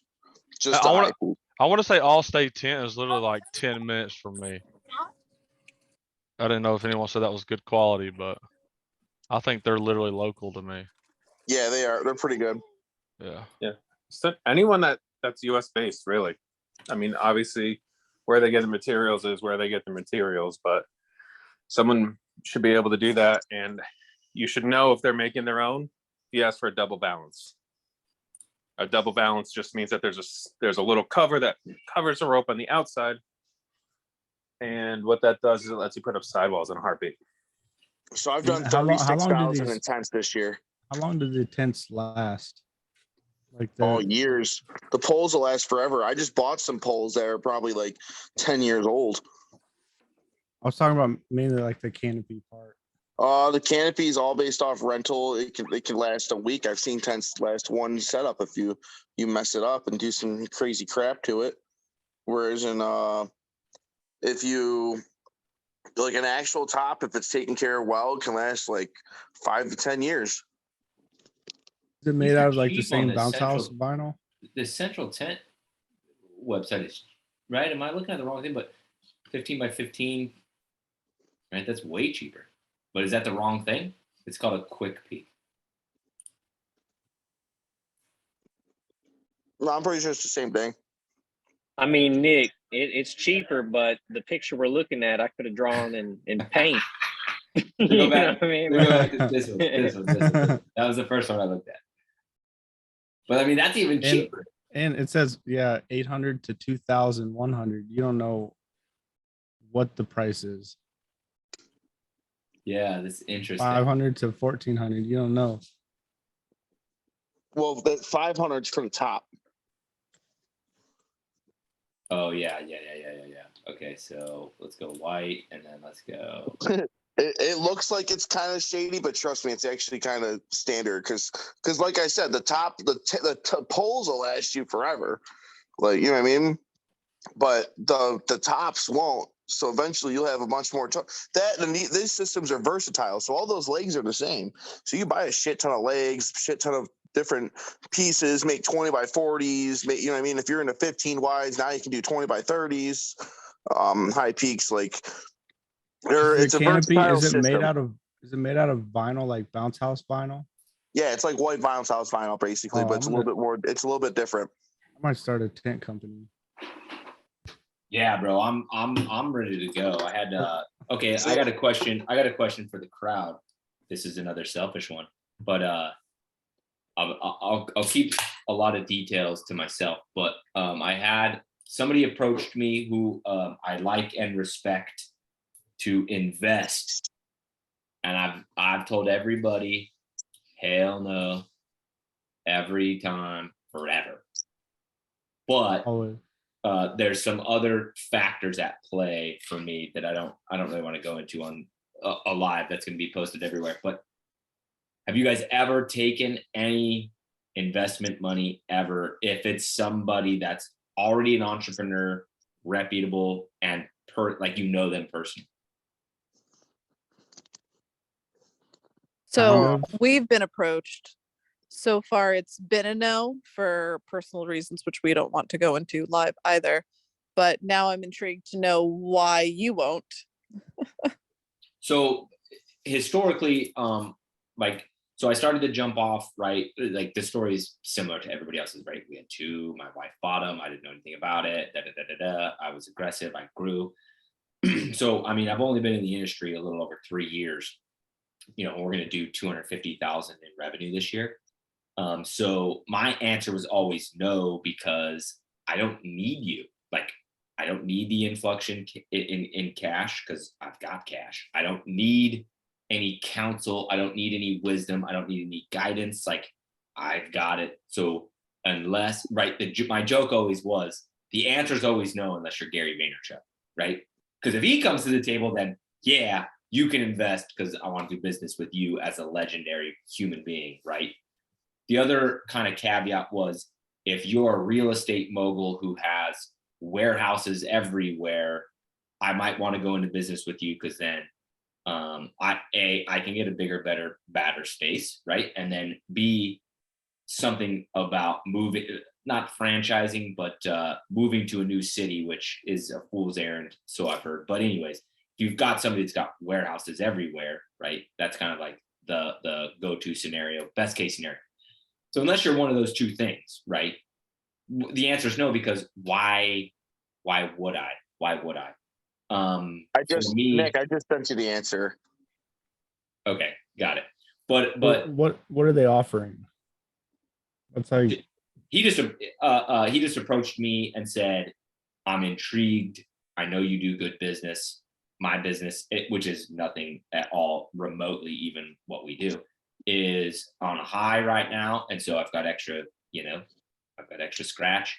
I believe in you as a person. So if you wanted, right. And so I said, look, is this a loan, right? Do you want a return on this in X number of years? Are you trying to buy into the company? Or, you could do that. And I told him it's kind of like a handshake deal, but like, where you buy X dollar amount of slides, they go in my inventory, we run them, whatever, and we split revenue on that. He literally didn't have an answer. He was just throwing it out there. He was just interested. I think one thing that I've learned is like what's really important is if they want a percentage of your profit or your sales, it makes a huge difference. Oh If yeah. they want a percentage of profit, then they'll start making up a bunch of expenses and they'll start wanting to buy a bunch of stuff and they'll start making your profit lower where they give you less. I've seen it before. But yeah, before you jump in anything, just you have to know if it's whatever percentage they're trying to get, is it profit or of the sales?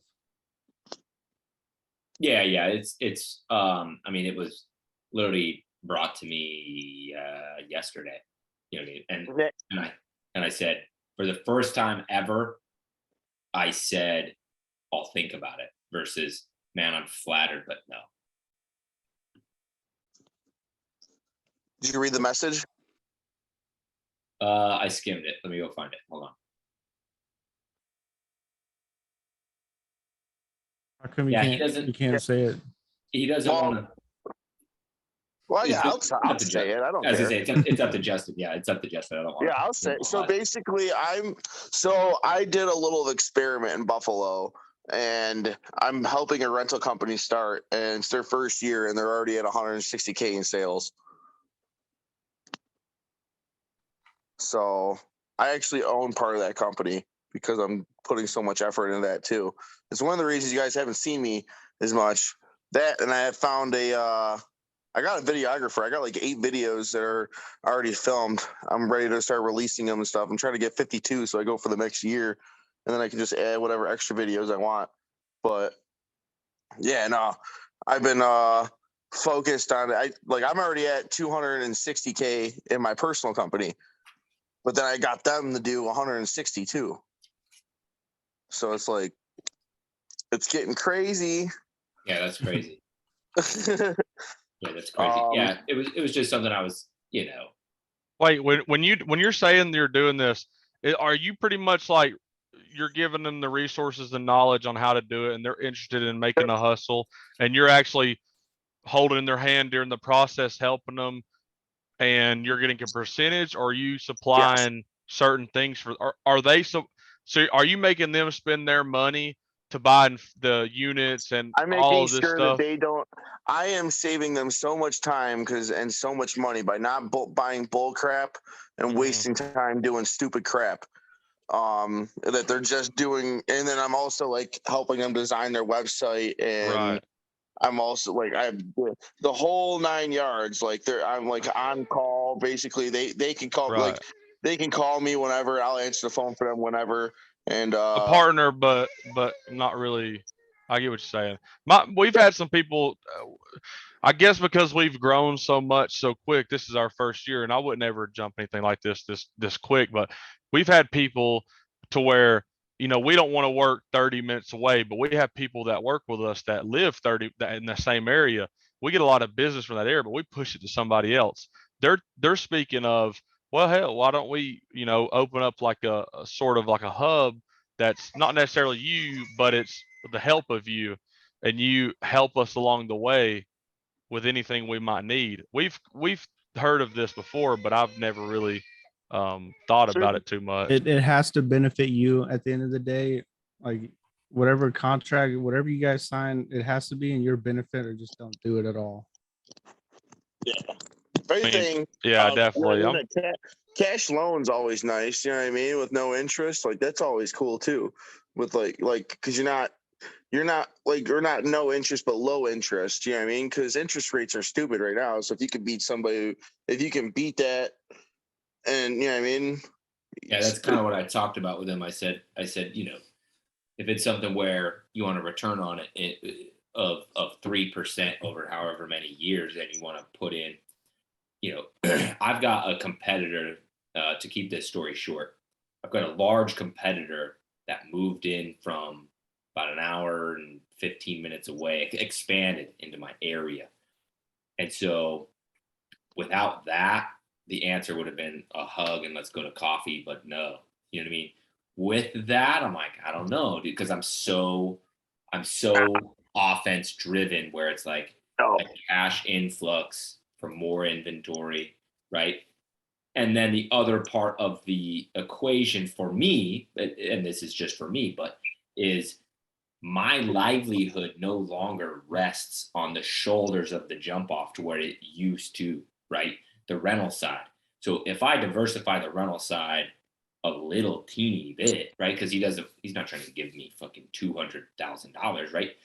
But if I diversify the jump off rental side a teeny bit, I still have the manufacturing side, and then I still have me as a human, and then I have let's get lit. It's kind of like, I don't know.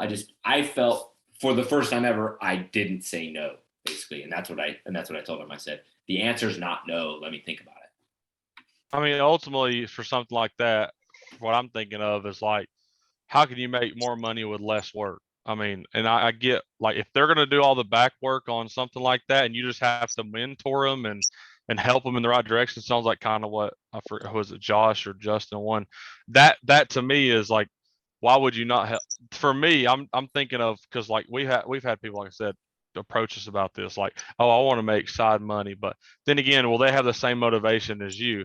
Do you actually include them in kind of your operation, or do you say, listen, you start your own operation? Because I don't want somebody on my name bring me down because of their, laziness or lack of motivation, the same as ours. So ultimately, I guess like what you're saying is, do you make them branch as their own, but you almost mentor them from you? Because we catch I don't know why, but we get a ton of, I push a ton of business to people in my local area, or not local, but like within out of my circle.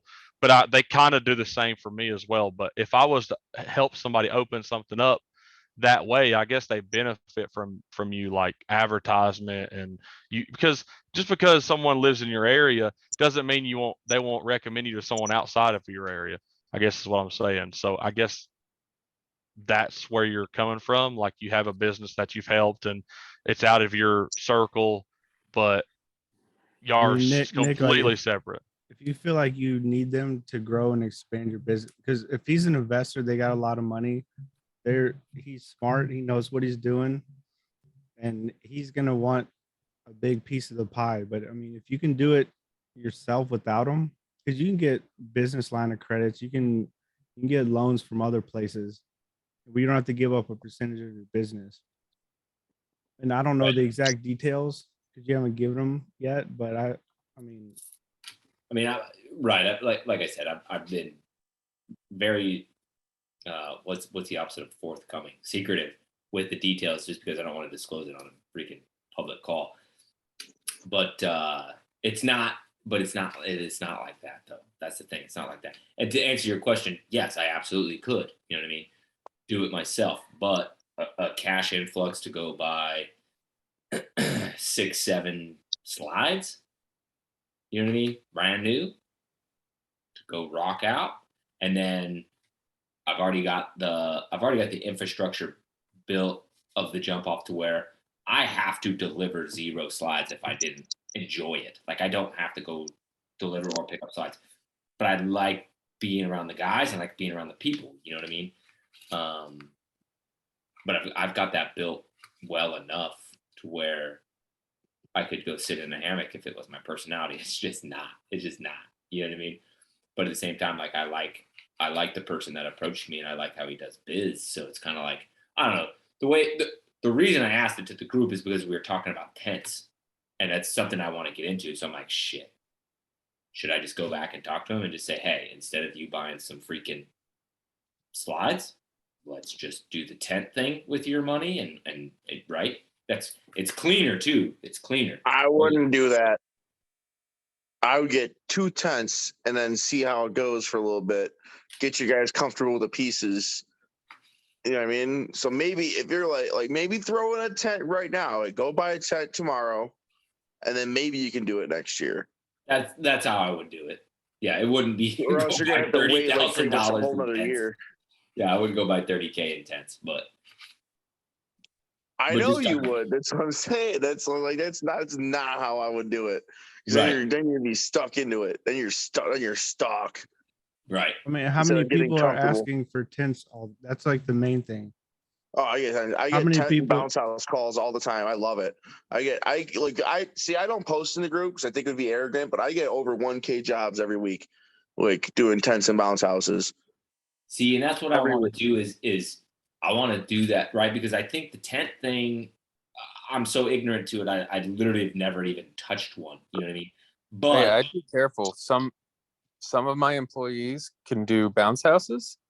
Not all of those guys can do tents. Yeah. Like, So that I did buy. So this is where I like. Okay, I'm gonna throw some numbers at you guys. I really want you to realize this. Like, so I did this year. I'm at 36,700 for tents. But I'm gonna tell you the tents now.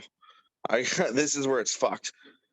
All right, 20 by 20 frame, 3,200. 20 by 20 high peak, 7,200. 20 by 20 pole, 4,200. 20 by 30 frame, 6 grand. 20 by 30 pole, 4,800. 20 by 40 frame, 5,400.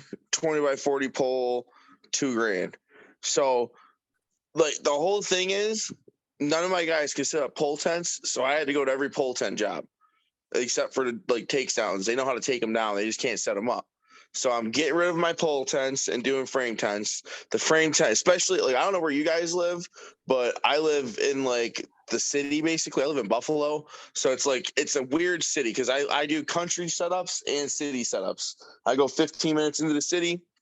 And I'm basically like, you know what I mean, industrial like skyscrapers. I go 15 minutes out of the city and I'm on farms.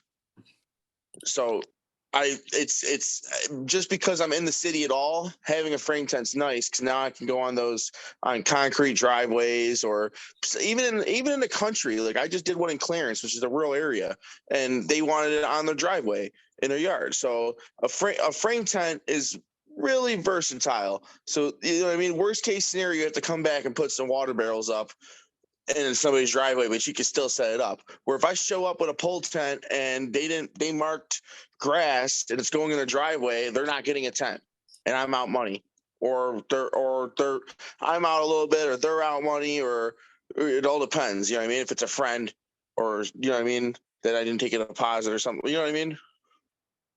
So it's I am basically trying. I'm only doing the high peaks, and I'm doing them more expensive as a wedding tent, and I'm getting rid of the pole tents and then doing frame tents, like, and just push people towards. yeah, I'm trying to. I don't know the difference. Well, so I'm gonna quick jump in here for Justin as well, in saying I myself can't set up a pole tent to save my life. It's just way too much going on. But I've gone out with my husband a couple times. As you know, I'm a female, so obviously I cannot lift and do what you guys can do. It is brutal for me to have to roll an inflatable, but the 20 by 20 frame tents, really easy for me to put up. Obviously, I need assistance with it, but it's really a no-brainer setup. Once you set it up once, I have been able to jump in with my husband to help him, and it's super easy to do. Justin, I wanted to ask, those numbers that you're talking, was that just for this month or this year? That's this year. I do a lot. I have a lot more inflatables. So for inflatables, I got, hold on. So inflatables, I did. The pole tent and frame tent. What's pole that? tent takes like a minimum. So I only do 20 wides. A pole tent takes a minimum of 12 stakes at least. So, and then I can do the same 20 by 20 with 4 stakes pretty much. So when you're thinking about stakes, if you're talking about cement or pavement application, you're also then equating that to a weight to be able to hold that down. No, I know, not pole. It's frame tents are the only things that we put up on cement and pavement. And they actually, our insurance doesn't allow the water barrel weight application. So we have What- to use cement weights. Who do you have, ARA? Yeah, we have ARA. Yep. Yeah. How did I know? No, I'm just kidding. What you call it? So tents, I did 36,000 just in 36,700 just in tents this year. But water slides alone, I'm at 34,000. And then bounce house and slides, I'm at 21,000. And then bounce houses, just bounce houses, I'm at 13,000. Chairs, I'm at 13,000. Concessions, I'm at 3,000. Dunk tanks, I'm at 3,500. Foam parties, I'm at 8,000. Interactive games, 25,000 or 2,500. Sorry. Obstacle courses, 13,000. Can I ask you, as you're saying obstacle courses, I that's was- like the one thing that we haven't really bitten the bullet on purchasing. Worth it? Oh, look at my screen. Yeah. Oh yeah, it's Oh, yeah. worth Look at my it. screen. I need to know Well, that too. I'm but do on you- my cell phone and I am not old, but my eyeballs So- might as well be that of a 90-year-old. So Well, I If can't you have a say- bounce house or a water slide or a combo, I mean, why not have an obstacle course? It's not My- turning right. should My we, should you obstacle course has done 11,500 this year, and it's dry only, meaning from late May into mid-September, it rents very something. slowly because it's hotter than blazes here. It's done 11.5 this year. If I can find last year's That's this stats. year? Or that's the whole thing? Because I'm pretty sure That's that's this year. That's this year to date. Like, look at this. Look at this. Last 12 months, 19,345. It's number one. Jesus. The next Where closest, did you get your I don't even know what Do it you only the- have one obstacle course? I have that one, and then I have two. So Nick, is that your bounce house combo obstacle course one, or is that just the straight up 3-color one?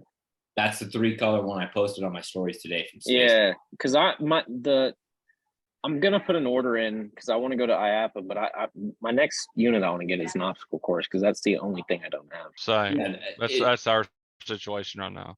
yeah. It's Where did you guys expensive. get your obstacle course from? Have you had Le- any like I pros love and Leisure, cons to which leisure, are better? leisure has some nice ones up right now. Yeah, Leisure's got. Let me see. I'm gonna get over to that one so you guys can see it. Should I I love get- leisure. I feel like I Leisure's should. got ones that interchange. So it's like you can buy like 4, 5, 6 parts, and they interchange with each other. We're looking at the 95-foot, which is a 2-piece, I believe. So it'd break down to 2 different ones if people wanted to go with a smaller, cheaper option. I mean, is that something you would do? And then also, I'm looking at like, do you go? I'm leaning more towards like the what's the green and gray? What do they call that? It's good when you can break them down because you can do each one individually. I forgot what it's do- called. I do Even- mine. I do. You can only rent the whole thing. Right. 4 or 5. you What's don't get the one on Wait, leisure where it's like the wait. green, gray, the biohazard, I guess? I think got a that's the one I question. was looking at, but I don't know if should you go with generic colors like the one you're showing or? No, wait, go back. All right, Those signs, that sign you had there, is that like giant and like super steel so they last longer? No, they're real estate signs. Cheap plastic real estate signs are about $20 a pop. Oh, Okay. that's lame. I felt like it looked like it was steel. No, that's the old one too. Like that picture is so old. Like I set that up out in the country and it was so beautiful. I took all these pictures at the same house, and I've The always sign used looks them. photoshopped in there. It's No, one of it's those real. Photoshop. It was real. It was real. But those are the old ones where at the bottom it's like book with us on. I didn't even have a website. It says book with us on Facebook.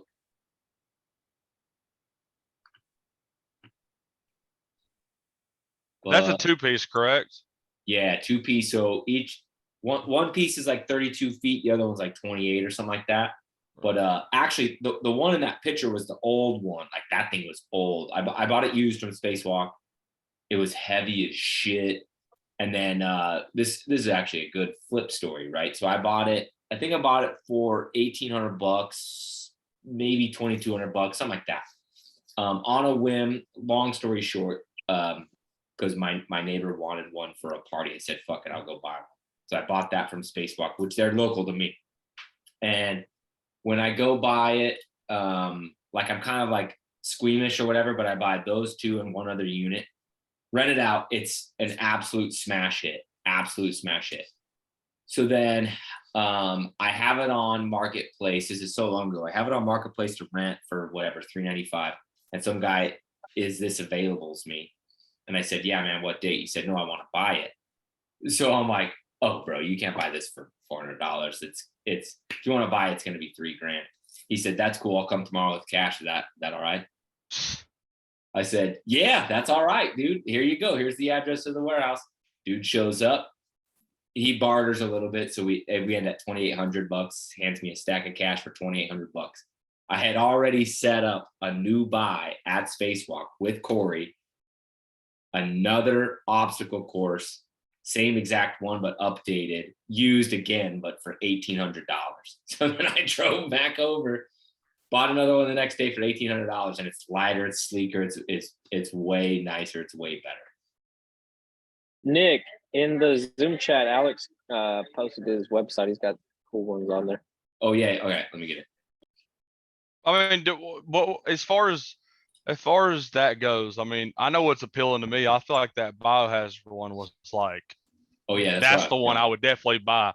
But should you go with a more generic, like red, yellow, and blue one like that? That to me, I love that Biohazard one. I feel like that'd be a hit. But maybe people have them and they're different about them. Alex, yeah, let us know how it does. Whether you want to, how many rentals it gets, or because that Biohazard line is so appealing to me. Like I love that. Wait, And do some Google the cool- post and cool thing put about pictures this of one, that. This one came from HEC. Yeah. So what I did with this one, I wanted to get into the obstacle courses, and so I bought the 40-foot, just the 40-foot dry obstacle course. What I like about this one though is I bought the 40-foot dry obstacle course last year in October, so I could rent it through the winter time, and it went out. I mean, pretty much like every other weekend, I would say, not necessarily every weekend, but every other weekend it was going out. And then as March came around, I went ahead and bought this slide, because the slide that you're looking at there, that's a water slide. So that turns my obstacle course into an 85-foot long, basically wet, dry obstacle course.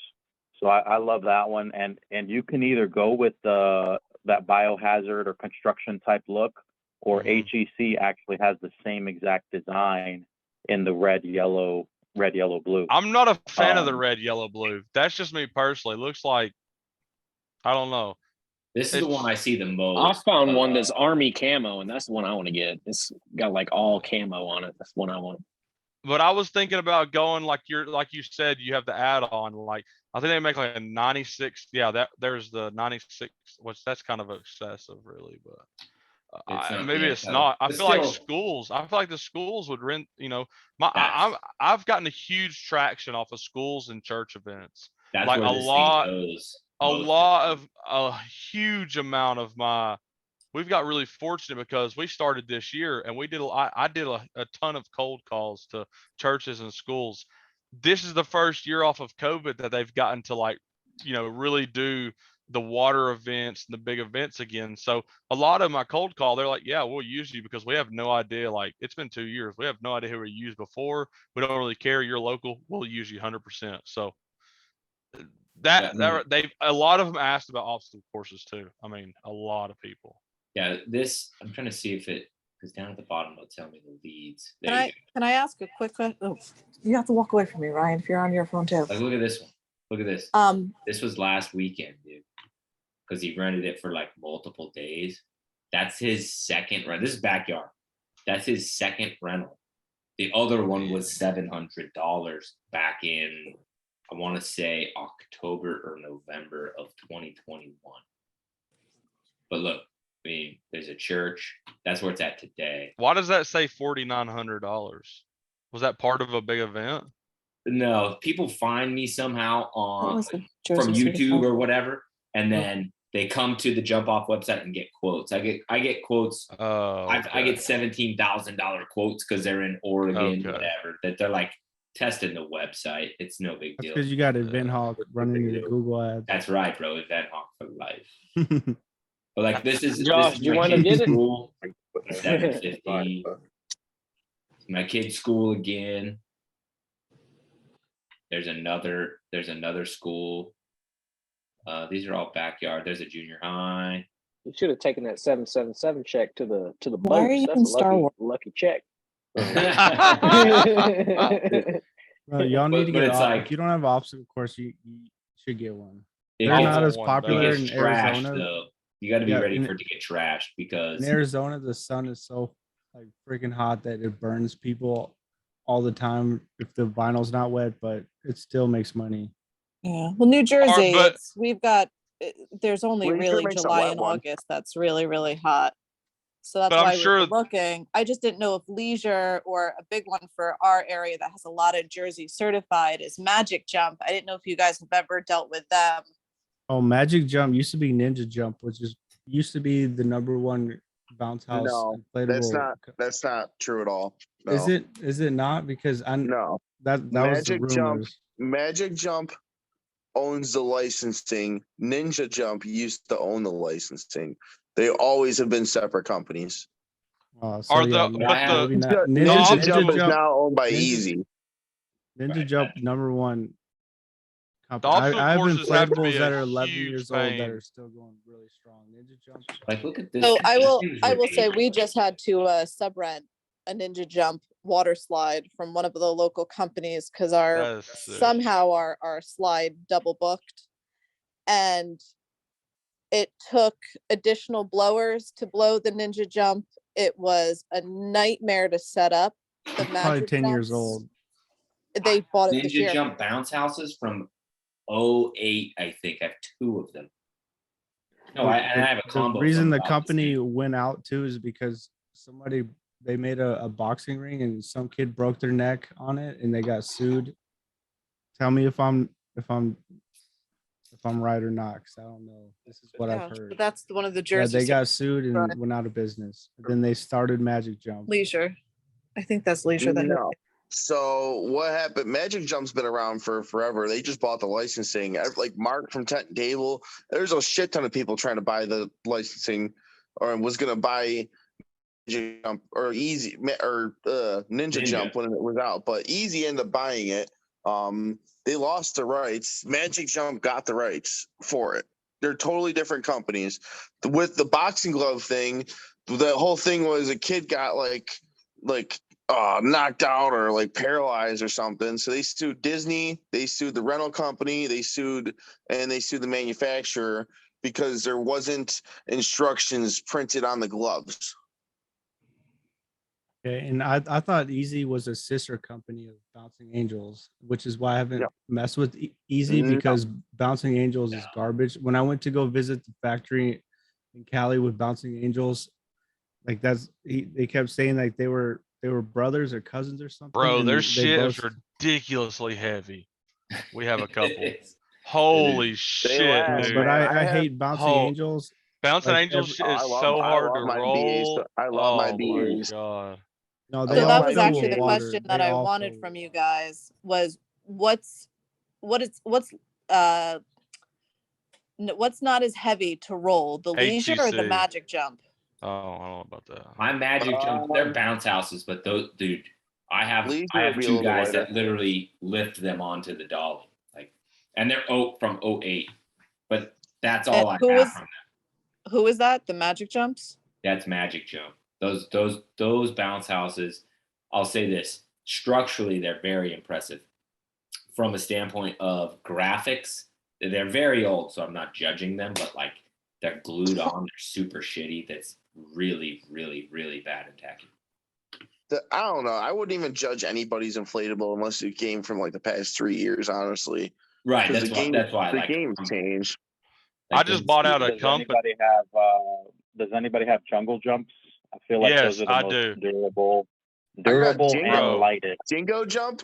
Jungle Jungle Jump. I just bought out a company that had a couple of those, and the way they made the steps to the slide with the rounded top, it's a shorter slide, but I have some China bounce houses. They're very heavy and durable, but as far as rollability and the weight, it's insane how much different. Like the jungle jumps, I'm kicking myself in the ass for even having the other ones. I mean, So the on my weight is website right now, insane.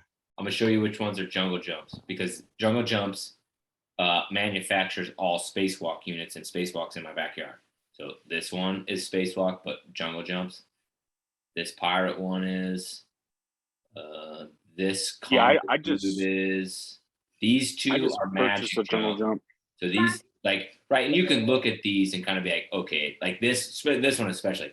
That thing looks old. It is. It's from '08, but structurally, money. But like, if you look at like the little graphics, those are. I pulled all those things off. This one's still kicking good. And then this is my other magic jump one from '08, and most of these have fallen off, but some are still on there. And then this is also jungle jumps right there. Yeah, I just purchased an obstacle course from Jungle Jumps, and Nick, I mean go on their my customer site. service is freaking awesome. Their shipping is free. They're super fast. I got it like 20 days early. Yeah, Yeah, that's what I'm a this big is. fan. It's Big fan. spacewalk, but it's spacewalk, but it's jungle jumps. I have a question. This is kind of random too, but Yeah, are what's they up? actually trying to do away with pools with inflatables and trying to go all splash pads? In a bunch of different states, yeah, because it's already illegal in certain states to have a pool without a lifeguard. Dude, like I heard that PA. and I was blown away by that. But So it's already like that in New York, but they're just not enforcing it yet. So I'm just waiting for the day. the splash pad is so much easier to keep up with because I just bought a couple.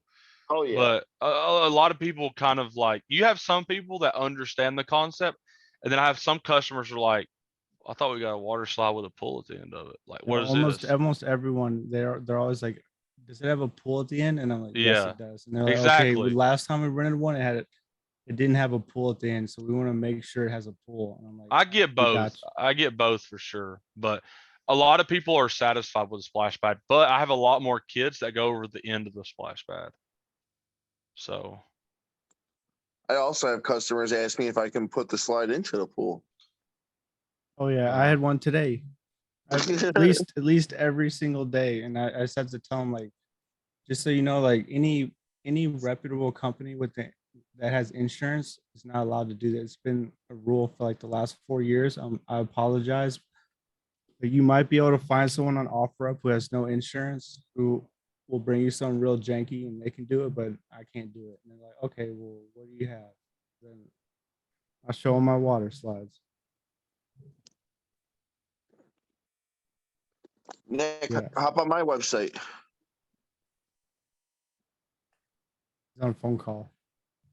Oh. Seems like something Yeah, crucial. you gotta really gotta getting in get that phone call. Got to get an obstacle course if you're in the inflatable game. Mechanical bulls too. It's so easy. I'm Makes a getting, bunch of money. dude, I'm getting a bull. I'm getting the giant mechanical bull, but I'm getting the penis. And That's I'm the getting one thing that I want. I'm getting the penis and it comes on people. And then I'm getting a freaking giant joint that lights up and smokes. Oh, I haven't even seen that one. Then I got a giant chicken wing. What the hell are you guys talking about? We're talking about penises, joints, and chicken wings. Yeah, I know. You're on the I phone. took one phone call. I step away for 2 minutes. We're talking about mechanical bulls with the different attachments that you can get. Oh, is that for where you're at? Is that shit $6,000 a year for insurance? It's 5,000, but I don't pay for the insurance. I take the risk. Even though the first time I rented it out, the girl broke her arm on it. What? Yeah, I had a kid break his arm before I was insured. So long ago, I didn't even know you were supposed to be insured. I didn't even know insurance for a bounce house thing was a thing. It was that long ago. And the kid broke his arm in 2 places, had to get surgery on his birthday. My contract though is it's 6 pages long, and it scares people so much where they think even if they're gonna sue me, they have to pay for 75% of my attorney fees. So I still rent the bull out. 6 pages, bro. Do you think? Just be honest. Do you think you lose bookings. Like people get to that page and are like, oh my God. Like I don't have it where, because there's an option where they can, before they pay, they read and sign the contract, or after they put the deposit down. And I have it where it's after. So after they put the deposit down, then they get hit with that contract. So I just have it. So they that's agree legit. on my website. It just says, "Do you agree to the terms and services?" And if you click the terms and services, that's the actual contract. Yeah, and It's it huge. holds up in court too. Any click boxes where it's like necessary, where they, that's just like, even if they rent a big ass water slide, like, do you have a 4-foot wide gate? And they click the little checkbox, all that shit like holds up in court. It's what Fortune 500 companies do. I'm fucking doing it. You're right. Yeah, Apple does that. So come on. That's literally like that whole South Park episode. Right. What's everybody on? Got a yin yang or yinling, whatever it is. I just finished my tequila drink not too long ago. It was delightful. It was delightful. It's I bet. Cherry Gatorade, cherry glacier Gatorade, and tequila. If you give it to somebody and don't tell them it's Gatorade, they love it. The second you tell them it's Gatorade, they're like, Gatorade. But if you don't tell them it's Gatorade, they're like, I want the tomorrow recipe. you mixing all this stuff. I got some Electrico Eterno. There you That go. sounds like some Mexican stuff. Yeah, some what? It's actually Italian. I'm Italian. I'm Italian. I didn't even know that. Come on. I'm Sicilian. Never heard of it. Might have turned me on to something new. No, this is local brewed. Are you Italian? Oh, Yes, Justin's I am. one of them My last people. name's Oh, it's Horatio. right down the road. I gotta pay 10 a bottle for it.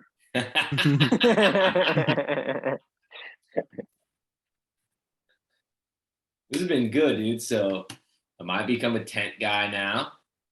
You know. Can I ask you guys a question? Well, I guess it's more for Justin, maybe his input.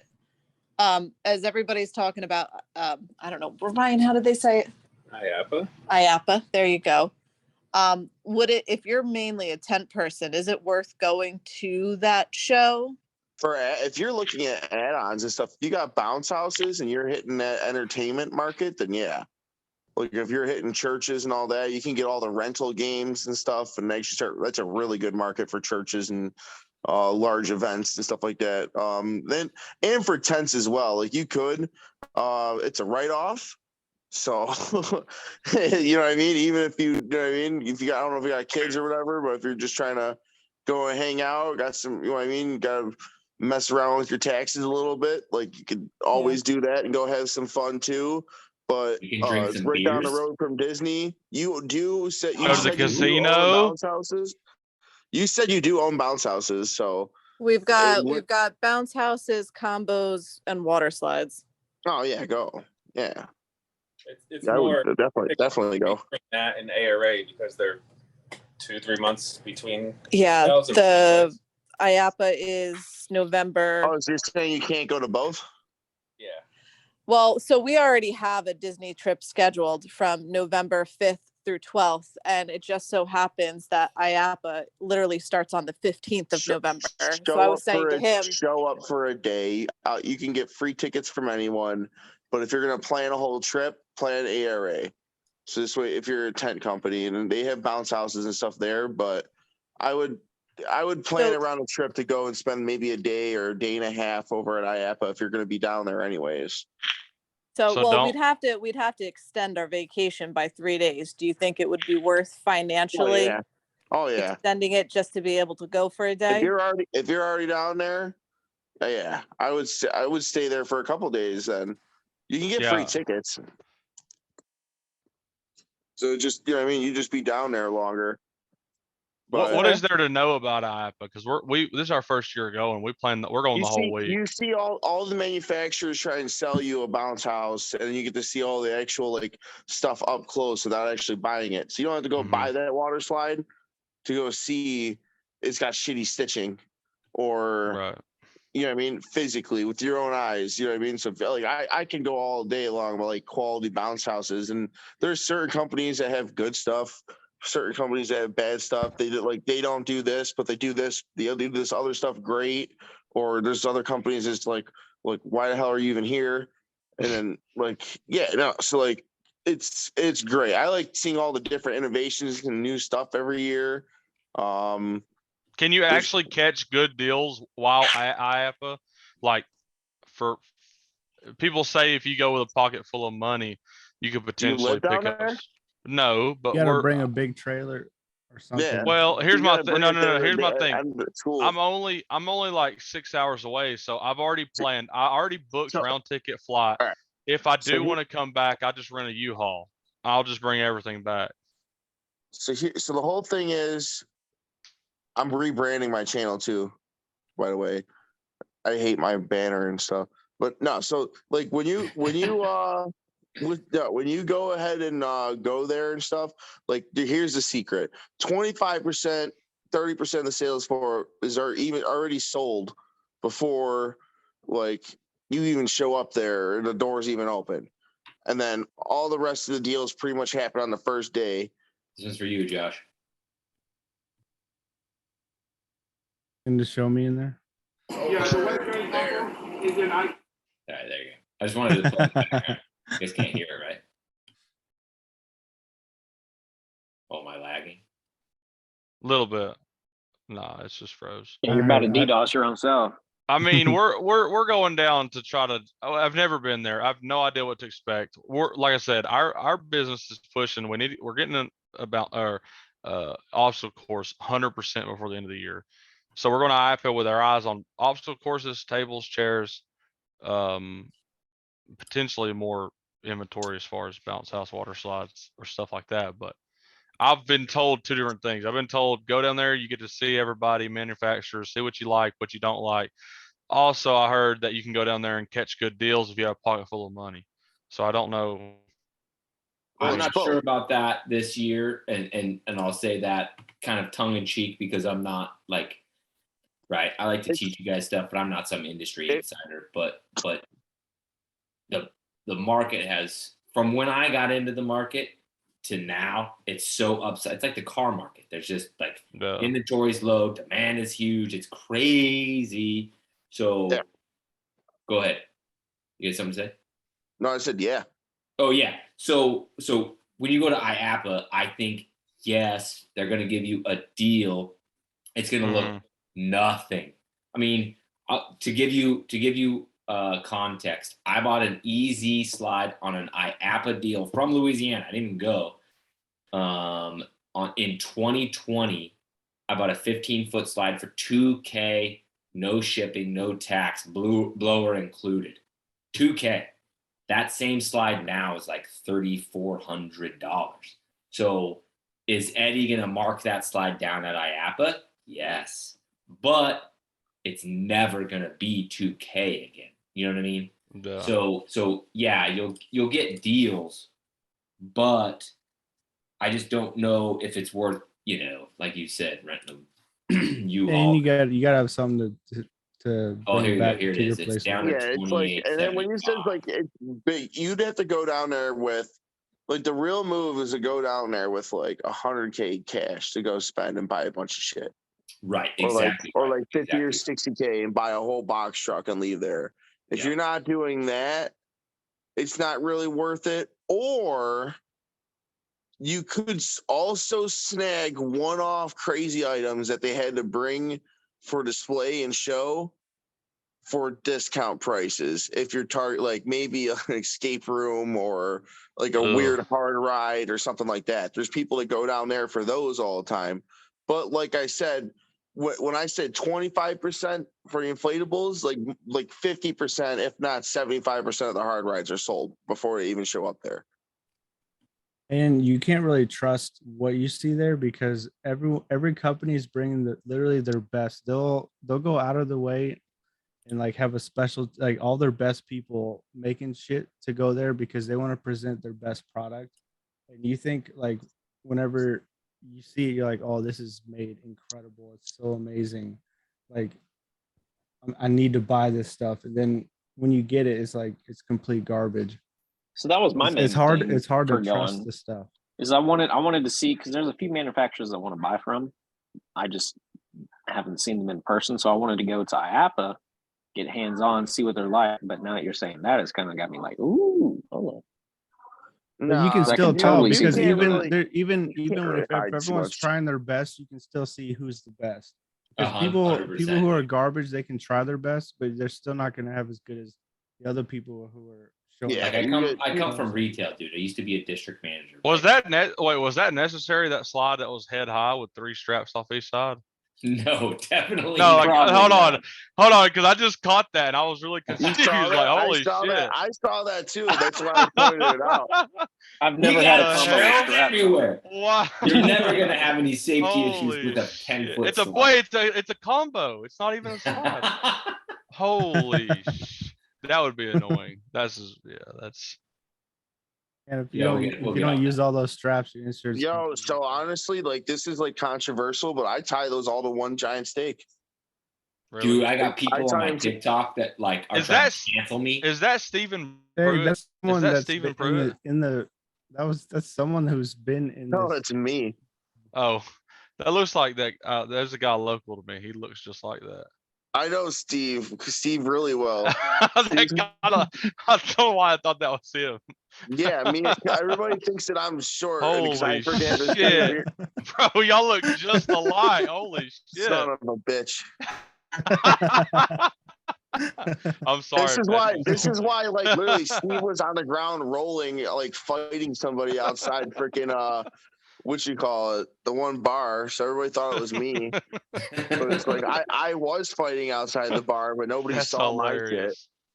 No, I mean I'm taking IAPA as a vacation, honestly, but I do Yeah, want dude, to. that's- I do want. I've never been to it. Everyone says it's big.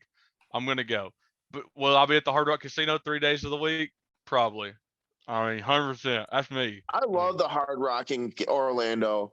Yeah, that's big plans. Like that's me. Hey, I'm going there. I'm bringing 100%. my wife, dude. I'm bringing my wife. Oh, you'll be She's there? amazing. Oh yeah, I'll be there. Don't do I'll be, that. I don't know if I'm allowed to say where I'm gonna be yet because the people that are having me at their booth haven't announced it yet. So I'll keep it secret. But I'll be at a booth 2 of the 3 days. But I've been telling everybody, I'm like, look, you guys are excited to like meet me or whatever. Like you're gonna meet my wife. She's so amazing, and then she's super smoking hot. Like you guys are gonna walk away and be like, yeah, I met Nick Glassett, like, but his wife though. Y'all are gonna be in love with her. This is probably a boring one, huh? This one was quick. That's definitely Steve. That's Steven. Hey, that's Alex. That's Alex. No. I'm talking about the guy on the right there. Can I quick ask this question before Everybody thought that was we like have to run in 5'4". Jersey? Has anybody taken their kids through IAPA? I've heard they could literally go play the Tariq. whole time. Yeah, Tariq. No, Tariq brings it. so they can't play in any of the inflatables because shit went down a few years, and almost every year somebody like yeah, you can't play in any inflatables. But it is literally the International Association of Attraction Parks and Amusements. Like this is the entertainment like attraction convention of like this part of the world. So Disney comes here with all their new rides. Like they had a giant monster truck there last year that looked like Gravedigger, and then they had the real Gravedigger there. But then you like get inside it and put VR goggles, and it moves around, and you literally looks like you're driving Gravedigger. So then they had like a giant like they had all those. You like, are allowed to cumulus- use them, or you're not allowed Yeah. to use. You're not allowed to use the inflatables. Everything else is like a giant playground. Well, I mean, I guess the difference is they won't let kids just come and play, enjoy, slide on them. But if you wanted to climb up them and check quality, they would let you climb on them and look at them. Yeah, you can climb and look at them and stuff if you're an adult, but you're not allowed to have your kids play any inflatables. Okay. You can have your kids play on the like what you call it, like they have like actual hard rides and roller coasters and like little mini Ferris wheels and all kinds of like little like mazes and tons and tons and tons of different VR stuff. Here's a whole subject for you guys. Like you guys, how do you feel for the entertainers? Like do you feel as VR is going to be incorporated in mobile? like mobile VR rooms, going to people's houses or something like that. I've actually thought about that. Doing VR a is game truck crazy. and then getting a VR add-on for it. Bro, but I've There's heard people out here. the doing game. I've heard the game truck is just terrible. But I had a guy come across the other day. It was the foam party guy. He does foam cannons, movie setups, and he said his biggest seller out of everything was a Lego truck. Like I've never even heard of that. I mean, I What? guess I have. Bro, he has a Lego truck with colors assorted, everything, and he says he makes a killing off of it. He Like takes you a just pull up trailer. and kids play with Legos? Yes, and he said there's like 80,000 pieces. Now imagine having to restore everything, but he said he makes a killing off of it, which blew my Really? mind. Yeah, he takes and it's got bins of assorted Legos, and they're color coded by the different size and stuff. So Greens. yeah, green, yellow, That's and all that. But he says he shows up, lets them just build whatever they want, and make a mess, and then it goes through. He takes it by color and he throws it back in the bin, and he makes a killing off of it. Which I've never even thought of that, but like, that's crazy. That's super Believe cool. it. but That I mean, sounds like torture. because a game trailer costs a fortune. I mean, from what I've 80K. seen. 80K. But I mean, a Lego trailer, I guess you could go in and just build your own bins with just like have a flat area where they can Have play you seen on how it. much Legos are right now? They're so fucking expensive. You're still back at 80K. That sounds like Yeah, a but parent's nightmare. Alibaba. I don't know. Alibaba. I was about to say, if you go with just the standard, just simple, squares and Tetris When you have a style, I kid who guess. loves Legos, you know how expensive they are. Yeah, you're buying Star Wars Legos collector's pieces. Or or even the something. princess one. No, it's all princess stuff. That's funny. Eric Um, pieces, They but said the kids can't ride the inflatables, but they have like the hard stuff. That Jessica, we've decided extend your vacation. It's done. yeah. No, I know. Y'all are Another- thinking, y'all are thinking too hard. Right there. Just go. Well, Just it's go. when you have kids and you're talking, IAPA? all they had was inflatables, and then you're walking into a room filled with nothing but inflatables, and you look at a 5. Well, by this point in time, they'll be 6 and 8, and you say you can look at them, but don't you dare touch them. Don't touch. Yeah, Like no, I that's don't think pretty you much realize like the- setting the- my husband and I up for failure of just a day of nothing but Yeah, I don't think- screaming I don't think children. So you're- that's why I was like, is there a backup? Like, we're gonna look at the No, I don't think- inflatables. We're gonna take 20 minutes. You can't ride them, but I promise you, after the 20 minutes, we're gonna go and do some really cool shit. So long as you just behave. That's So funny. that's- You could just be like me and let them get on them and get kicked out. I'd be like, go ahead, get on there. You got this. My daughter probably would be fine. She probably wouldn't get us kicked out. However, my son, he would He's keep that it one interesting. kid. He's that one kid at the event. Yeah, he's definitely that one. He takes after daddy. So I was that one kid. When I was a kid, I used to like literally tip the bounce house over. Like literally try to get everybody to run. If I can find the picture, when I was 4 years old, my parents rented an inflatable, and I wish I could show it to y'all right this minute, but it literally had stairs up the backside, zero netting, and we have videos of us bouncing off the top of it and jumping, and we would land at the bottom. We wouldn't hit the slide. I don't even know how the safety was just insane. It blew my mind. I'm talking about a normal bounce house like now, like your regular C4, like the same thing, 4 stakes. Yeah. I would literally get everybody in the bounce house to run from one side to the other and get at the tip iron side. I've seen everybody it. would be jumping in there, and I would be the one to turn it off. Jesus. Like I was that kid that I worry about. Flip the blower switch and make it collapse on all of them. Yeah, just sit there and laugh. And just sit there and They laugh. invented Like, the blower alarm. What are those? The watchdog. The watchdog. That's crazy. Never Does even got anybody to own the jump on a bounce watchdogs? house Because I feel as a like kid. that's not that common. Well, it's ATSM standard now. It ain't standard where I live. It's It's ATSM standard. ATSM means it's standard everywhere. Yeah. I That's don't funny. have one. Never That's will. funny you said that about I'm sorry, but I don't use them, so Yeah, I don't sue use me, them I guess. either. Yeah. I don't either. That's funny you said about the bounce house though, because I got a good relationship with the guy local to me at the company. and we had a bad storm blow through the other day, and I was like, "Hey, bud, just making sure you made it through the storm." And he proceeds to tell me that he was out cleaning a bounce house in his driveway, and it just come out of nowhere, and it blew him across the street inside the bounce house while he was cleaning it. And I was like, "Damn, bro, you good?" He was like, "No, he literally rolled it in the yard it blew him into and put it up." And he was like, "I was done. Like I was just completely done." I was like, Crazy. "Damn." Like, right, you see the videos or you see the pictures or whatever, and it's like a nightmare because especially where I live, because thunderstorms roll through out of nowhere. But Right. to be in it, that's crazy. I'm in Georgia. It literally is chance of rain every day. I mean, Mm-hmm. every single day. Same. And then sometimes it'll be like, oh, it's just JK, it's just raining. Yeah. And sometimes it's like, oh, a low key hurricane is coming through. I had a woman ask me that the other day. She was like, she's already rescheduled once for weather. And she was like, "Well, you're the expert. You tell me your opinion." I said, "Look, I'm not telling you." I said, "I'm the expert on inflatables, not weather. The one time I would tell you to go ahead and do it, it would storm. And if I set it up, you're getting charged. So you're better off just to reschedule." Yeah, I tell them, they're like, "Well, what happens if it rains?" I said, "Well, you let me know. We're coming." Yeah. Like, if it's pouring down rain, you're coming. I said, "Oh yeah, we're full send. Everything. We cancel nothing unless it's winds over 20 miles an hour and a hurricane. That we would talk to you about, but we ain't canceling it. We just talk you out of it." Yeah. I Get told a her, rain check for 365 days. well, I told her, I was like, "I don't care if you reschedule because I've had to do no work at all. But if I come set it up, it's finalized. Like I can't reschedule once it's set up. Right. I have to pay my guys. I mean, that's it. So.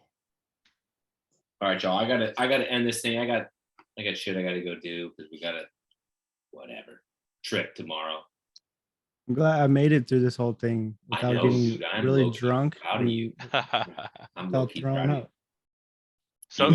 So you went beers, or you went or just like a little bit of hard Tequila and water. So are we Scotch, gonna baby. change? Can we change the title to like beers, buds, and Oh, business? I saw you put that in there, but I didn't read it. I was like, it was too early in the stream. It was weird. This stream was weird where like this where it came episode up. was like, let's have Nick talk for an hour fucking straight because no one wants to say anything.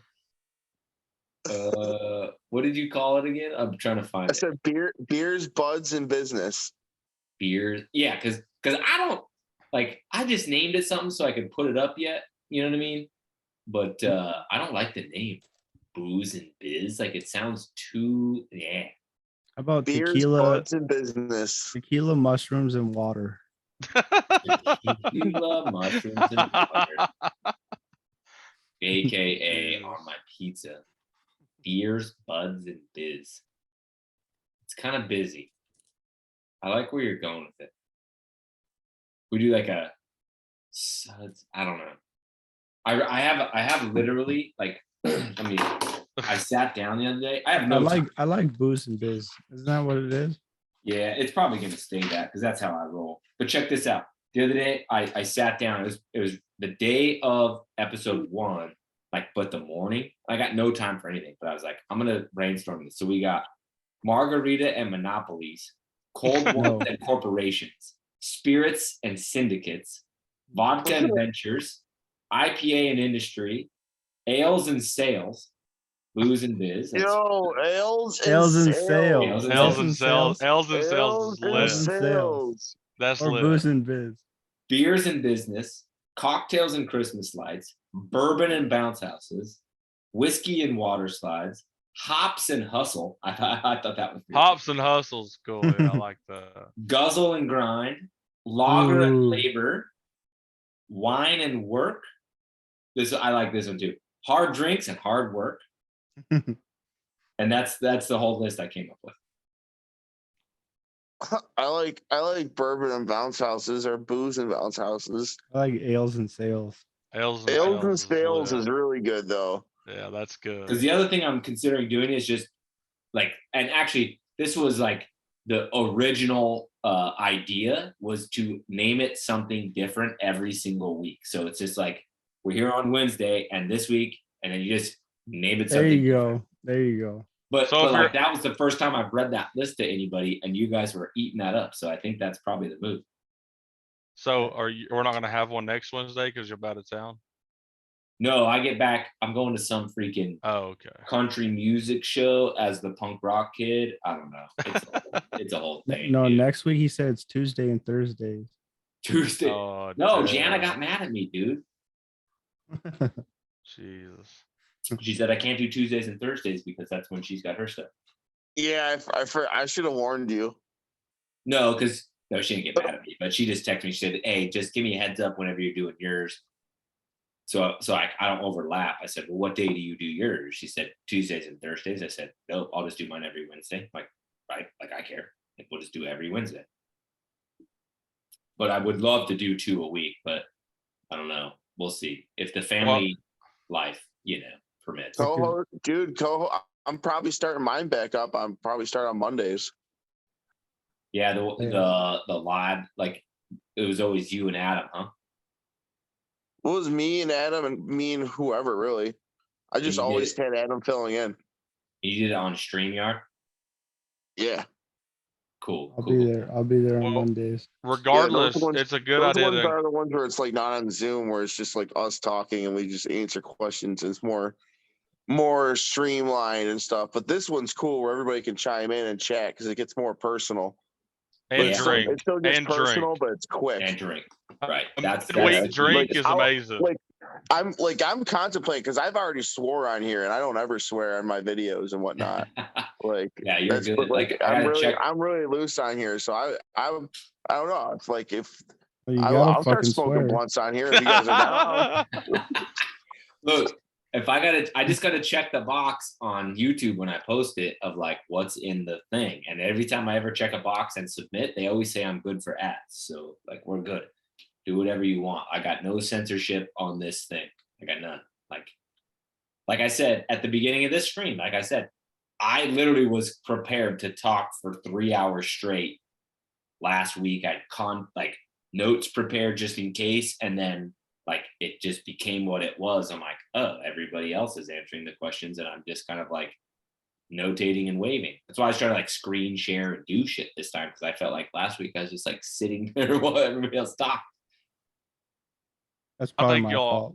I think you'll always come with conversation if you have a group like this. I mean, oh, dude, I can talk. Like, I could start a live on Facebook or Instagram or YouTube or whatever with nobody in the room, and maybe some comments to like kind of help out. And bro, I could just go. And I'm not like, everybody thinks I'm like mega outgoing. Like when you guys meet me at IAPA, like I probably will be for like 12 minutes. But like my outgoing runs out.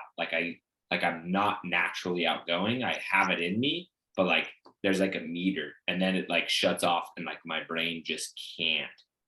But if you put me in front of a camera talking about what I do, dude, I've got infinite energy. I could go till 9:37 tomorrow morning talking about all this shit. Like, wait, can you drink at IAPA or no? Yeah, there's after parties. There's event hawk after parties. You got event hawks. There's Baltimore after parties. That's good knowledge. I'm gonna give you some tips. There's certain places that will straight up hand out beers. They have beers for sale, but there's like people that like certain vendors that they think you're gonna buy. Like Nick, you're gonna get a visitor pass or a vendor pass, so you're not gonna get handed beers. I found out that the hard way too. That's okay. But yeah, no. If you have the freaking visitor pass, there's a bunch of people who just start handing. Hey, you want a Bud Light? So wait, do you get a visitor pass if a company gives you a pass? Is that a visitor pass or? So Nick's gonna be at a booth. I don't even know which one, but I'm gonna be at the Foam Daddy booth for a day, and I always walk around. So I'm getting a scooter and be riding around. Damn, it's that big. Yeah, I freaking want to go to Disney this year. And last year my feet were like melting. I was walking back and forth so much because I was talking to so many different people, and I walked the show floor about 5 times. I was there every day. So it was just bad. So now I'm gonna get a scooter for like part of the day. I'm letting my boy meet like Stephen Pruitt I'm letting him use the scooter, and freaking Justin Kenyon.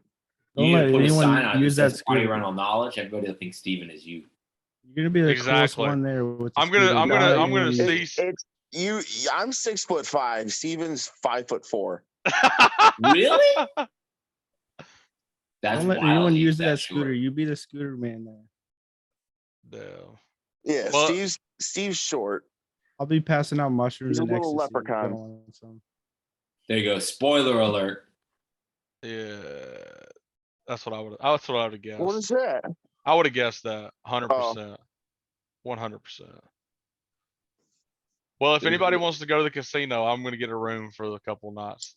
So Oh, bro, just come find me and my bro. My wife I swear. loves casinos. My wife loves casinos. 100%. 100%. There's We're a going. casino in Orlando. We're gonna go down to the Hard Rock. You can gamble there in Florida. Well, duh.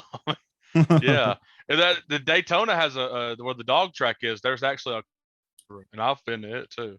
So How do you have a casino? That's weird. I'm fortunate because I'm 20 minutes from Chattanooga. My flight is $60 round trip. Yo, So I'll be in That's good. Chattanooga next week. really, I'm literally 20 minutes from Chattanooga.